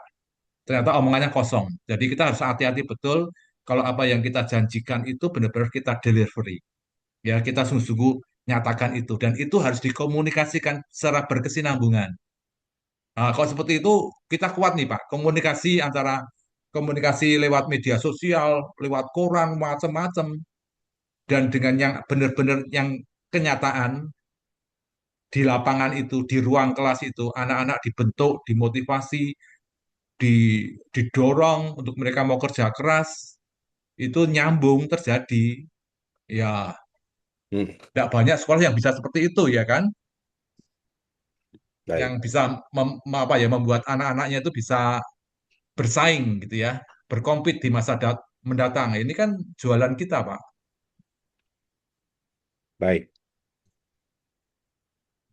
Mungkin saya highlight satu poin tadi ya. Pertanyaannya apakah etis gitu. Nah, tentu saja etis dengan catatan tadi kita meminta persetujuan. Saya pun ketika membuat buku profil sekolah, itu izin tertulis anaknya ini mau dipakai di buku profil, ditampilkan di media, apakah orang tua tidak keberatan? Karena kan orang tua sekarang kritis-kritis ya Pak ya. Kalau ini tidak ada izin dan anak saya dipakai untuk ini itu kepentingan ini kan bisa saja keberatan. Makanya sekolah-sekolah yang apa ya menghadapi atau punya customer yang kritis-kritis gitu biasanya sudah cukup mengantisipasi gitu. Itu Pak Budi. Baik, kita punya waktu setengah jam lagi. Terima Saya kasih, Pak. terima kasih Pak. Saya izin melanjutkan materi terakhir ya. Ini contoh. Sebenarnya tadi ada pertanyaan gimana nih caranya membuat diferensiasi ya di chat. Mungkin kita bisa dapat jawaban dari bagian ini. Contoh ya, penerapan business model Canvas Tadi juga ada pertanyaan urutan bisnis model kanvasnya kok ditukar-tukar sana sini. Ya, sebenarnya itu soal urutan aja, penomoran gitu. Di sekolah mungkin yang menjadi fokus nomor satunya berbeda dengan pada bisnis yang lain gitu. Oke, silakan Mbak Winfried kembali. Ya ini saya cuma kasih beberapa contoh ya. Value proposition itu seperti apa ya. Jadi harus detailnya seperti apa, namanya global standard education, namanya gitu ya. Jadi Bapak Ibu bisa kontekstualisasikan dengan situasi di konteks Bapak Ibu. Ya, di situ sebenarnya kita maunya seperti apa sih? Ini hanya sekolah kurikulum nasional, nasional plus, atau ada tambahan apa yang kita mau tawarkan gitu ya. Ya, kemudian kualitas reputasinya seperti apa, ya kan? Yang kita bisa jamin itu pasti kita akan penuhi. Kemudian apakah ini holistic child education, jadi kita tidak cuma academic excellent, tapi secara keseluruhan itu dikembangkan. Nah, itu sesuatu yang hendak kita jelas sekali. Kalau itu sudah jelas sekali, maka ini harus disampaikan pada customernya seperti apa, ya. Harus sinkron gini ya antara ini middle income, namanya gitu ya, affluent parents seeking the best global education for the children. Itu kita lihat aspirasi dari orang tua seperti apa gitu. Targetnya akses ke universitas seperti apa. Jadi itu kita mikirkan sampai jauh ke depan, Pak. Sekarang tidak cuma, oh bisa diterima di sini, tapi kemudian nanti masuknya perguruan tinggi seperti apa. Ini kita ngomong dengan kurikulum ini, kalau Bapak Ibu anak-anaknya sungguh-sungguh belajar di sini, maka bisa sampai ke sini loh. Ini contohnya tadi dikatakan, alumni kita sudah jalanin ini semua gitu. Jadi itu sesuatu yang harus disampaikan dengan baik. Channel itu penyampaian tadi ya, biasanya itu oleh premium location mamanya, tadi tempat lokasi sekolahnya, premium facilities-nya, ya kan, labnya semuanya berjalan dengan baik, perpustakaan, sarana olahraga, ya kan, school transportasinya, parent communication-nya, kurikulum delivery dan inovasinya. Jadi ini sesuatu yang harus sungguh-sungguh diperhatikan dengan sungguh-sungguh, internal kurikulum, kemudian top tier fakulti, guru-gurunya juga harus berkualitas. Jadi ini sungguh-sungguh dijalankan dengan seharusnya. Jadi tidak bisa ada guru-guru yang tidak perform, tidak sesuai dengan karakternya, nilai-nilai sekolah tetap dipertahankan, tidak bisa. Harus ada seleksi supaya karena kita ingin supaya channel ini apa yang kita janjikan tadi, proposition tadi itu sungguh-sungguh dialami oleh siswa, dilihat oleh orang tua, dan itu kemudian menimbulkan trust ya, trust pada sekolah, dan itu akan meningkatkan branding kita. Kalau branding kita sudah naik, kepercayaan pada sekolah kita naik, itu baru kita bisa berharap sekolah itu bisa growing. Tapi kalau ini tidak ada, Bapak Ibu, waduh, Bapak Ibu akan mengalami sekali kesulitan untuk mendapatkan murid. Karena apa? Karena persaingan sekarang sudah makin ketat kan. Kemudian customer relationship ini, strategic marketing dan branding. Nah, ini banyak sekali kan Pak, digital marketing dan sebagainya itu kan bagaimana bisa mendapatkan segmented market itu ya. Dengan Facebook dan macam-macam itu kan bisa dicari. Di satu lokasi ini, kemudian segmen yang ini yang bisa mendapatkan informasinya kita. Itu sekarang ada dipakai itu semua. Dan semua sekolah itu hal yang lumrah dipakai. Harganya tidak mahal juga gitu ya. Digital marketing itu lewat Instagram, lewat YouTube, kemudian ya ada yang pakai sekarang mengembangkan mobile apps juga gitu kan. Sekarang udah punya mobile apps, semua informasi bisa langsung disebarkan dengan luas. Nah, ini hal-hal yang sangat penting Bapak Ibu ya. Dipikirkan teknologi ini, high-tech personal service. Jadi ini komunikasi mengenai perkembangan anak dan sebagainya itu ya kan hasil eh, prestasi mereka, portofolio mereka, apa yang mereka hasilkan di keseharian di sekolah. Itu kan sesuatu hal yang gampang atau Bapak Ibu.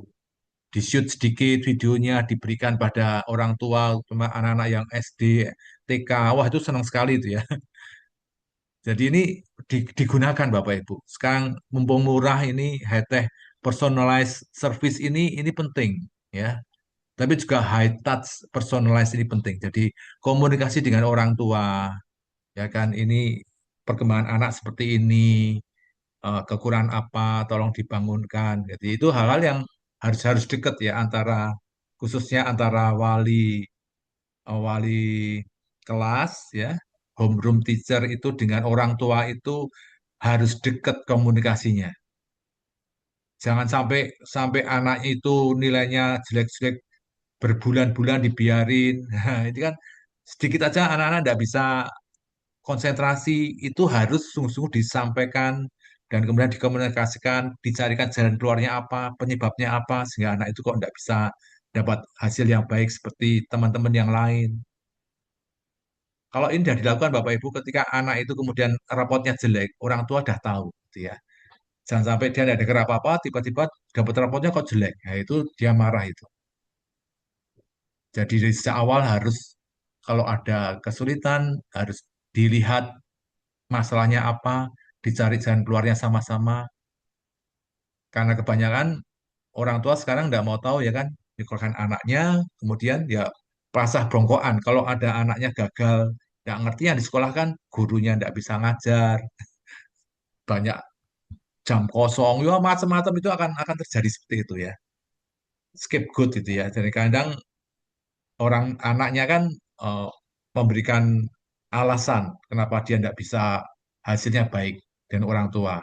Nah, orang tua dengarnya cuma dari anaknya saja, sehingga yang disalahkan sekolahnya. Nah, kalau udah seperti itu nanti reputasi sekolah kan juga kalau tidak diatasi kan. Sebenarnya yang masalahnya mungkin bukan hanya sekolahnya, tapi karena anaknya yang tidak mau belajar, anaknya yang masih addicted gadget namanya gitu. Ya, itu kan sesuatu yang susah kan. Nilai jelek yang disalahkan gurunya. Itu berulang kali yang saya alami seperti itu. Kalau tidak ada komunikasi yang sangat baik antara anak dan antara orang tua dengan guru. Jadi saya menekankan customer relationship itu penting ya, itu strategi yang harus sungguh-sungguh dilakukan supaya kita bisa menyampaikan bahwa janji kita ini sungguh-sungguh kita lakukan. Kalau sampai mengalami kendala itu, orang tua juga tahu kendalanya letaknya di mana. Kalau letaknya di sekolah, pasti sekolah kita sebagai pimpinan harus ngatasi solve problem itu. Gurunya mungkin tidak bisa ngajar, atau gurunya tidak disiplin, ya itu yang harus kita atasin. Tapi kalau masalahnya di anak, tidak bisa hanya serahkan pada sekolah. Orang tua harus terlibat, orang tua harus tahu, orang tua harus ngawasin. Ya, jadi ini penting sekali Bapak Ibu yang saya ingin tekankan. Kalau kita ingin terus mendapatkan apa ya, kepercayaan dari orang tua ya. Orang tua mau referral, mau kasih rekomendasi untuk sekolah kita. Selain event dan open houses ya, itu penting sih. Tapi menurut saya sih yang lebih penting yang tadi ya, yang ada berlangsung itu sungguh-sungguh komunikasinya baik dan terbuka. Next. Ini yang revenue stream-nya dari mana saja ya, resources-nya ini apa saja, world class facilities-nya, excellent faculty-nya, guru-gurunya terus diberdayakan ya kan. Top tier university itu kan apa sebagai reference kita ya. Relasi kita dengan universitas yang top itu, global curriculum bodies itu penting sekali ya kan, mau pakai IB atau mau pakai Pearson atau mau pakai Cambridge silahkan. Tapi ini penting Bapak Ibu. Karena tidak bisa loh kita ini eh, sudah zamannya sudah tidak lagi mau diserahkan sekolah harus semuanya ya mikirin kurikulum, mikirin gimana kerja yang kreatif, inovatif, mengembangkan anak-anak untuk bisa punya modern apa critical thinking, kreatif teaching itu sudah tidak bisa. Yang mikirin kurikulum itu harus dipikirkan orang yang ahli gitu ya. Dan pelatihan-pelatihan itu ada seperti itu. Kita sekolah ini hanya sebagai implementasi. Kita nggak bisa create sendiri gitu ya, terlalu terlalu terbatas. Karena itu memang key resources ini penting, Bapak Ibu. Kita nggak bisa ngadain buku-buku textbook sendiri yang bagus, ya kan? Kita perlu mentari, ya. Baru pelatihan seperti ini, pelatihannya Pak Endra itu kan pelatihan guru-guru dan sebagainya. Itu penting karena kita nggak bisa ada yang latih guru sendiri sendiri kan. Jadi tidak ada zamannya sekarang kita mau sekolah ngembangkan sendiri, tidak ada zamannya, Bapak Ibu. Kita harus kolaborasi satu dengan yang lain. Masing-masing punya kekuatan di situ. Ayo kita kerjasama. Ayo bagaimana kita bisa mendengarkan pendidikan itu dengan baik ya. Karena itu key resources itu penting. Key activities ini yang penting ya. Yang utama itu SDM itu apa? Recruiting and retaining guru-guru kita. Jadi guru-guru kita harus direkrut ya kan. Setelah itu jangan kontong atau bocor, harus di retain. Gimana dilatih, dikembangkan, dapat remunerasi yang baik, suasana yang enak. Sekarang susah sekali dapatkan guru yang baik ya Bapak Ibu, yang berkualitas. Kalau kita tidak bisa retain guru-guru yang ada ini, kita masih itu yang jadi problem kita. Jadi ini perlu jadi aktivitas yang terus-menerus ya, aktivitas kunci yang itu. Kemudian professional development Bapak Ibu, ini yang kita perlu lupa. Guru-guru itu perlu terus dikembangkan agar dia eh, berkembang dengan baik kemampuannya terus-menerus dengan kemajuan zaman kan berkembang dengan baik kurikulum berkembang pedagogi ya, berkembang dengan terus-menerus dan monitoring dan supervision ini key aktivitas Bapak Ibu. Kadang tugas kepala sekolah ya, saya berapa kali ngomong tugas kepala sekolah itu banyak hal-hal yang umum seperti GM, General Management. Kalau di kita seperti Sun Tzu itu kan kepala pasukan itu konsentrasinya itu ya ngurusin mengkoordinir prajurit yang berperang gitu kan. Supaya prajurit itu bisa memenangkan peperangan itu. Demikian juga pimpinan sekolah itu harus tugas utamanya monitoring dan supervision guru-gurunya. Monitoring dan supervision guru-gurunya supaya guru-guru bisa perform di kelas, menjalankan fungsinya di kelas itu dengan sebaik-baiknya. Kalau guru-guru tidak diawasi dengan sepantasnya, tidak dievaluasi, tidak didampingi, tidak dimotivasi, Bapak Ibu. Jangan harapkan kita bisa menghasilkan pembelajaran yang berkualitas. Karena inti daripada pendidikan kita kan di guru. Kalau gurunya tidak diawasi, gurunya mau ngajar. Dan sekarang kebanyakan ya kita manusia berdosa ya. Kalau mau ya enak ya. Pokoknya udah bertahun-tahun ngajarnya ya pakai metode seperti itu terus cuma diulang-ulang terus. Nggak ngerti gimana perkembangan ilmu pengetahuan, nggak mau perkembangan anak-anak gimana. Kalau itu seperti dibiarin terus, kita pasti kalah bersaing Bapak Ibu. Banyak sekolah-sekolah sekarang yang ada dan berkembang, itu punya universitasnya Bapak Ibu. Ada yang punya fakultas pendidikannya sendiri. Nah, mereka buka sekolah, langsung gurunya ready, udah siap.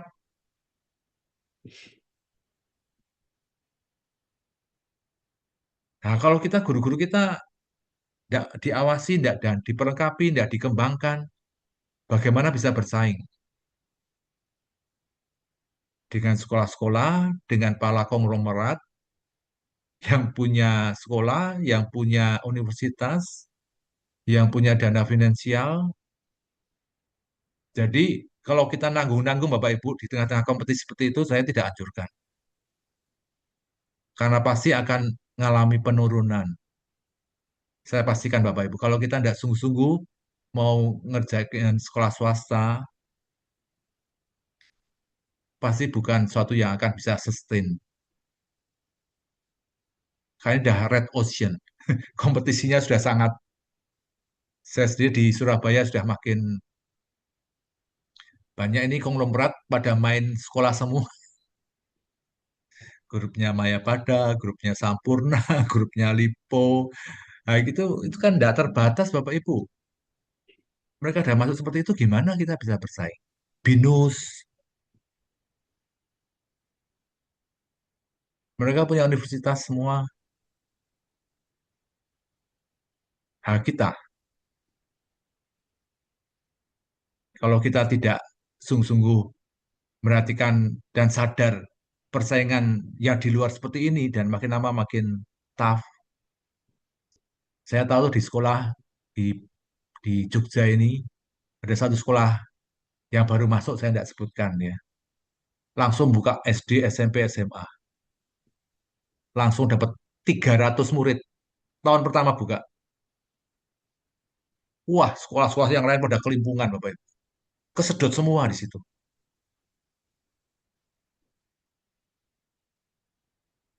Saya katakan sekolah yang sama tahun ini buka juga di Surabaya, di mana saya tinggal. Saya merasa baru ngomong sama guru-guru saya, sama kepala sekolah. Nah, kamu tidak sungguh-sungguh, tidak lihat ini sebagai seperti perang, sedang tidak sungguh-sungguh konsentrasi, jangan harapkan dapat murid tahun depan. Saya lihat banyak sekolah-sekolah yang besar-besar, tidak tambah maju, malah makin down. Hukum pasar, Bapak Ibu, kita tidak sangat akan, ya mereka pendiri sekolah ini punya niat yang baik, tapi kalau mereka tidak kemudian sadar keadaan sudah berubah, sadar bahwa kita juga selain kita harus ngikutin perkembangan zaman, terus pakai yang lama, mimpi kejayaan masa lampau, tinggal nunggu waktu kalau menurut saya.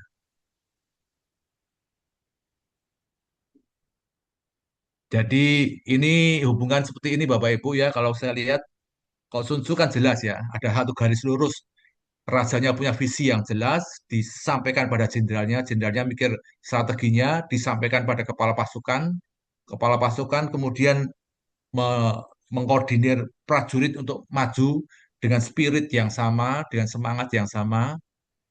Ini kekuatan seperti itu kan Bapak Ibu. Didukung seluruhnya seperti ini. Nah, sekarang kalau antara pengurus yayasan, ownernya, dengan direkturnya tidak punya kesepahaman, antara direkturnya dengan kepala sekolah juga tidak didukung oleh ownernya, bagaimana mereka bisa dukung guru-gurunya? Guru-gurunya kan tidak didukung, dia suruh maju berperang tanpa ada perlengkapan, tanpa ada pelatihan, tanpa ada pembekalan, bagaimana mereka bisa berperang. Nah, saya anugerahkan sama itu juga dengan di sekolah. Di sana ada yayasannya, ada dewan direksinya, itu seperti jenderal-jenderalnya yang mikirin strateginya, ya, bagaimana itu semua. Kemudian kepala sekolah dan guru itu lebih ke arah implementasinya. Wah, implementasi itu sudah banyak sekali Bapak Ibu ya. Kalau dia mikirkan, wah ini kreatifnya seperti apa, pengembangan seperti apa, pengembangan gurunya, semuanya diurusi kepala sekolah. Tidak mungkin Bapak Ibu. Tidak masuk di akal. Karena sekolah-sekolah yang gede, sekolah yang lain tuh, itu udah urusannya urusan urusan yayasan, urusan direksinya itu ya, mikirin professional development-nya seperti apa, gajinya seperti apa, pembangunannya seperti apa. Jadi guru itu, kepala sekolah itu udah fokusnya perhatikan guru-guru ini. Gimana guru-guru bisa perform dengan baik. Jadi ini ada tugas-tugasnya ya, kan kalau seperti value proposition, nentuin customer itu, key partnership, ya yayasan lah yang ngurusin. Tapi yayasan juga terbatas kan, harusnya harus di-upgrade kan. Saya lihat ada yayasan yang ya bagus sih, walaupun itu dimiliki oleh swasta, tapi ada sirkulasi pergantian pengurus yayasan ini, sehingga yayasan terus diganti setiap berapa tahun sekali oleh profesional-profesional muda yang pikirannya itu berkembang dan maju. Ada satu yayasan yang mungkin pengurusnya itu ya berapa tahun ya, mungkin berpuluh-puluh tahun di situ terus gitu ya. Hal kok seperti ini kan beda sekali toh caranya, cara pandangnya. Dan itu akan kelihatan di hasilnya nanti, gimana geraknya, gimana inovasinya itu akan sangat berpengaruh. Nah, kalau kemudian itu sudah jelas, direksinya juga jelas, dia tahu bahwa dia harus ngurusi semuanya kan dari segi pendidikannya, keuangannya, SDM-nya, sarprasa, IT-nya itu harus diurus dengan dengan baik. Memikirkan strateginya yang seperti apa sehingga dia bisa menentukan key activities-nya itu siapa, key resources-nya apa saja yang harus diadakan, kemudian revenue stream-nya. Jadi harus ada dashboard-nya gitu ya. Keuangannya itu tahun ini masuknya PSBB-nya berapa, kira-kira tahun depan itu pemasukannya akan berapa, pengeluarannya akan berapa, dan itu diikutin tiap-tiap bulan diikutin. Jadi ada kekurangan sedikit dan sebagainya itu bisa bisa dimonitor gitu. Nah, ini ada yang mikirin seperti itu kan nggak bisa dipikirin oleh kepala sekolah. Harus ada mikirin orang yang lain ya, yang mikirin secara lebih luas gitu. Kepala sekolah lebih fokus gimana ya supaya dia berkomunikasi dengan orang tua, komunikasi dengan masyarakat tentang program-programnya, ya customer relationship-nya berjalan dengan baik, dan dia juga berkomunikasi baik, monitoring guru-gurunya seperti apa.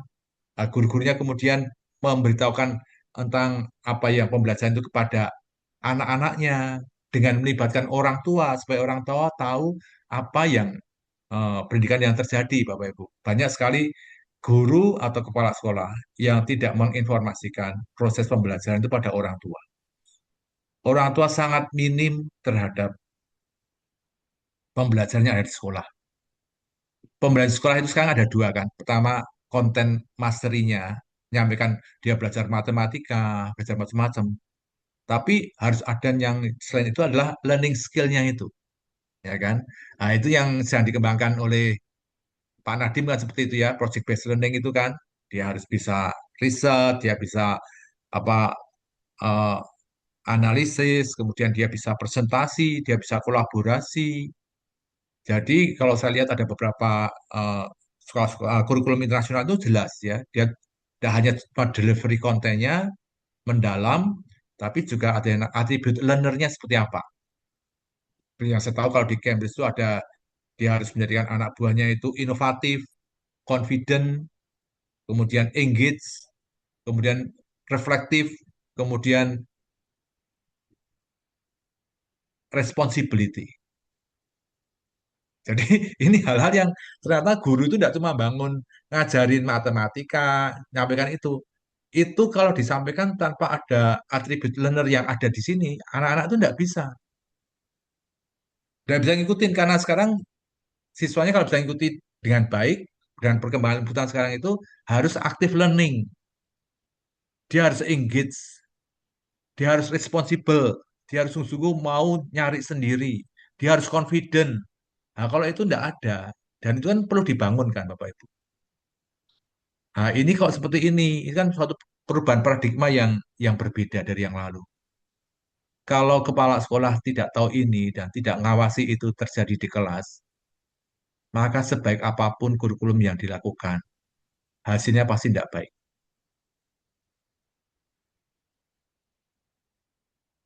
Jadi ini suatu keharusan ya, keharusan yang harus dilakukan. Next.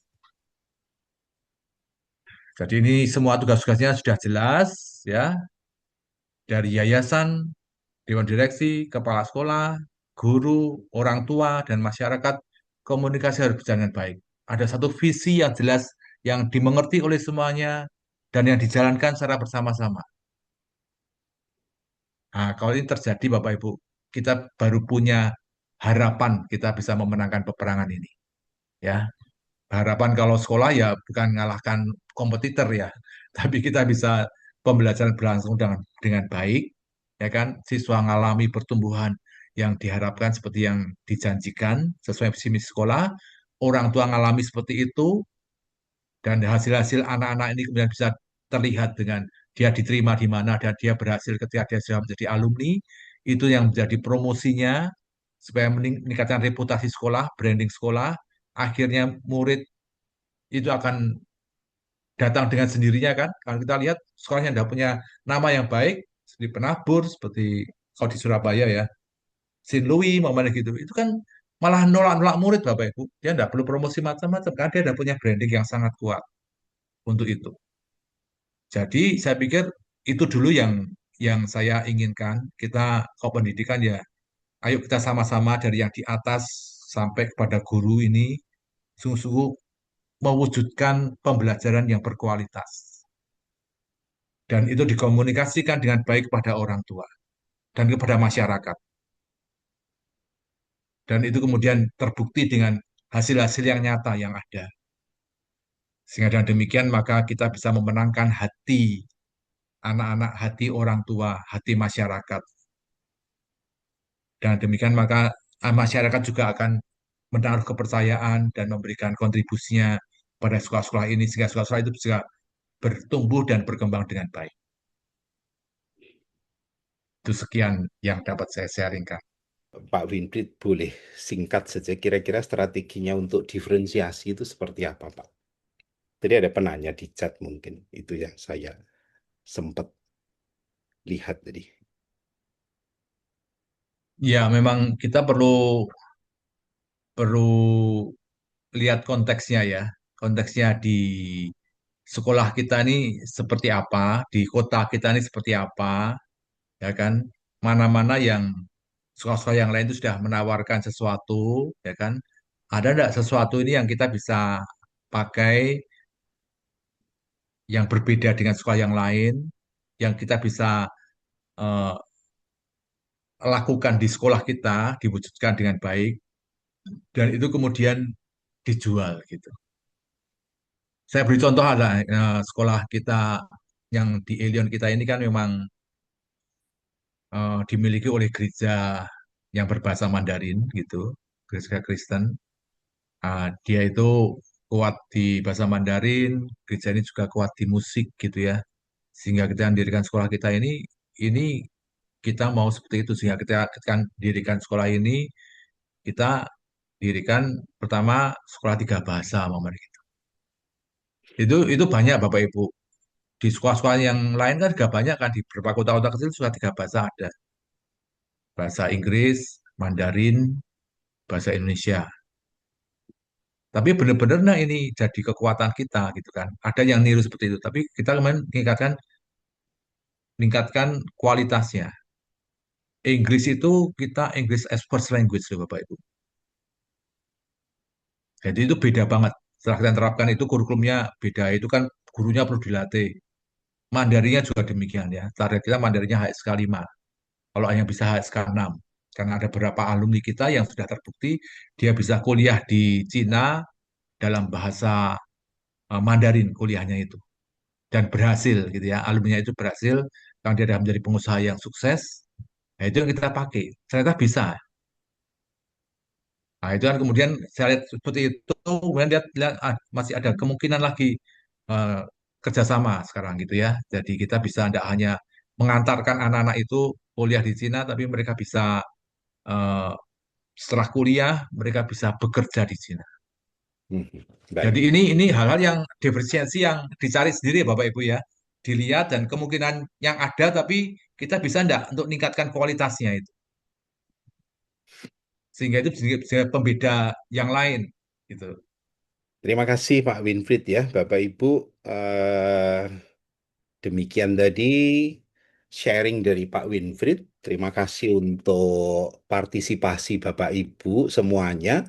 Semoga bermanfaat buat kita semua. Saya serahkan kembali ke Mas Anas. Terima kasih Mas Anas. Selamat malam Bapak Ibu. Terima Selamat kasih. malam. Baik, terima kasih kepada Pak Winfried atas materi yang diberikan dan Pak Endra. Sekedar informasi Bapak Ibu, sebelum kita berpindah dari ruang pertemuan virtual ini, izinkan saya menyampaikan 2 informasi.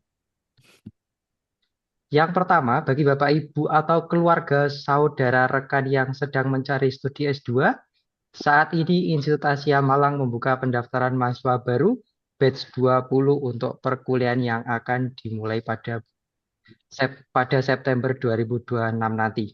Kami memiliki konsentrasi bisnis dan pendidikan Bapak Ibu. Menariknya, hanya dalam waktu 1,5 tahun cukup kuliah dari rumah malam hari. Bapak Ibu sudah bisa menyandang gelar magister manajemen dengan kuliah yang serasa workshop dan minim tugas tentunya.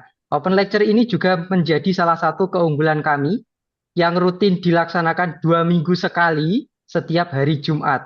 Open lecture ini gratis untuk semua Bapak Ibu. Kesempatan yang sangat terbatas pada bulan ini dengan promo potongan 2 juta plus apabila lunas di depan mendapatkan potongan tambahan 5%. Untuk informasi atau konsultasi silakan langsung menghubungi kami melalui kontak WhatsApp atau link yang tertera pada gambar.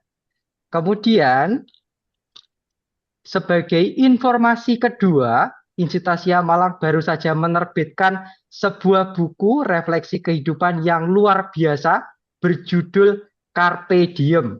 Buku ini merupakan karya kolektif yang ditulis langsung oleh keluarga besar Magister Manajemen. Namun, buku ini bukan hanya sekedar karya biasa, Bapak Ibu. Buku ini ditulis sebagai bentuk penghormatan dan persembahan tulus untuk mengenang jasa almarhum Butere atas dedikasi yang luar biasa beliau untuk Institut Asia Malang. 100% dari seluruh hasil penjualan buku ini akan diserahkan langsung untuk mendukung masa depan ketiga putra-putri tercinta dari almarhum Butere. Buku penuh inspirasi ini Bapak Ibu bisa miliki dengan harga 150.000 saja, dan itu sudah termasuk ongkos kirim ke alamat Bapak Ibu sekalian. Bagi Bapak Ibu yang ingin mengapresiasi karya ini sekaligus berbagi kasih untuk putra-putri almarhum, silahkan langsung menghubungi Putri Wahyuni melalui nomor yang tertera di layar. Kemudian, mari bersama-sama kita dukung kebaikan ini ya Bapak Ibu. Sedikit kepedulian dari kita tentu akan menjadi berkah luar biasa bagi masa depan anak-anak beliau. Terima kasih banyak atas kehadiran Bapak Ibu sekalian pada acara open lecture ini.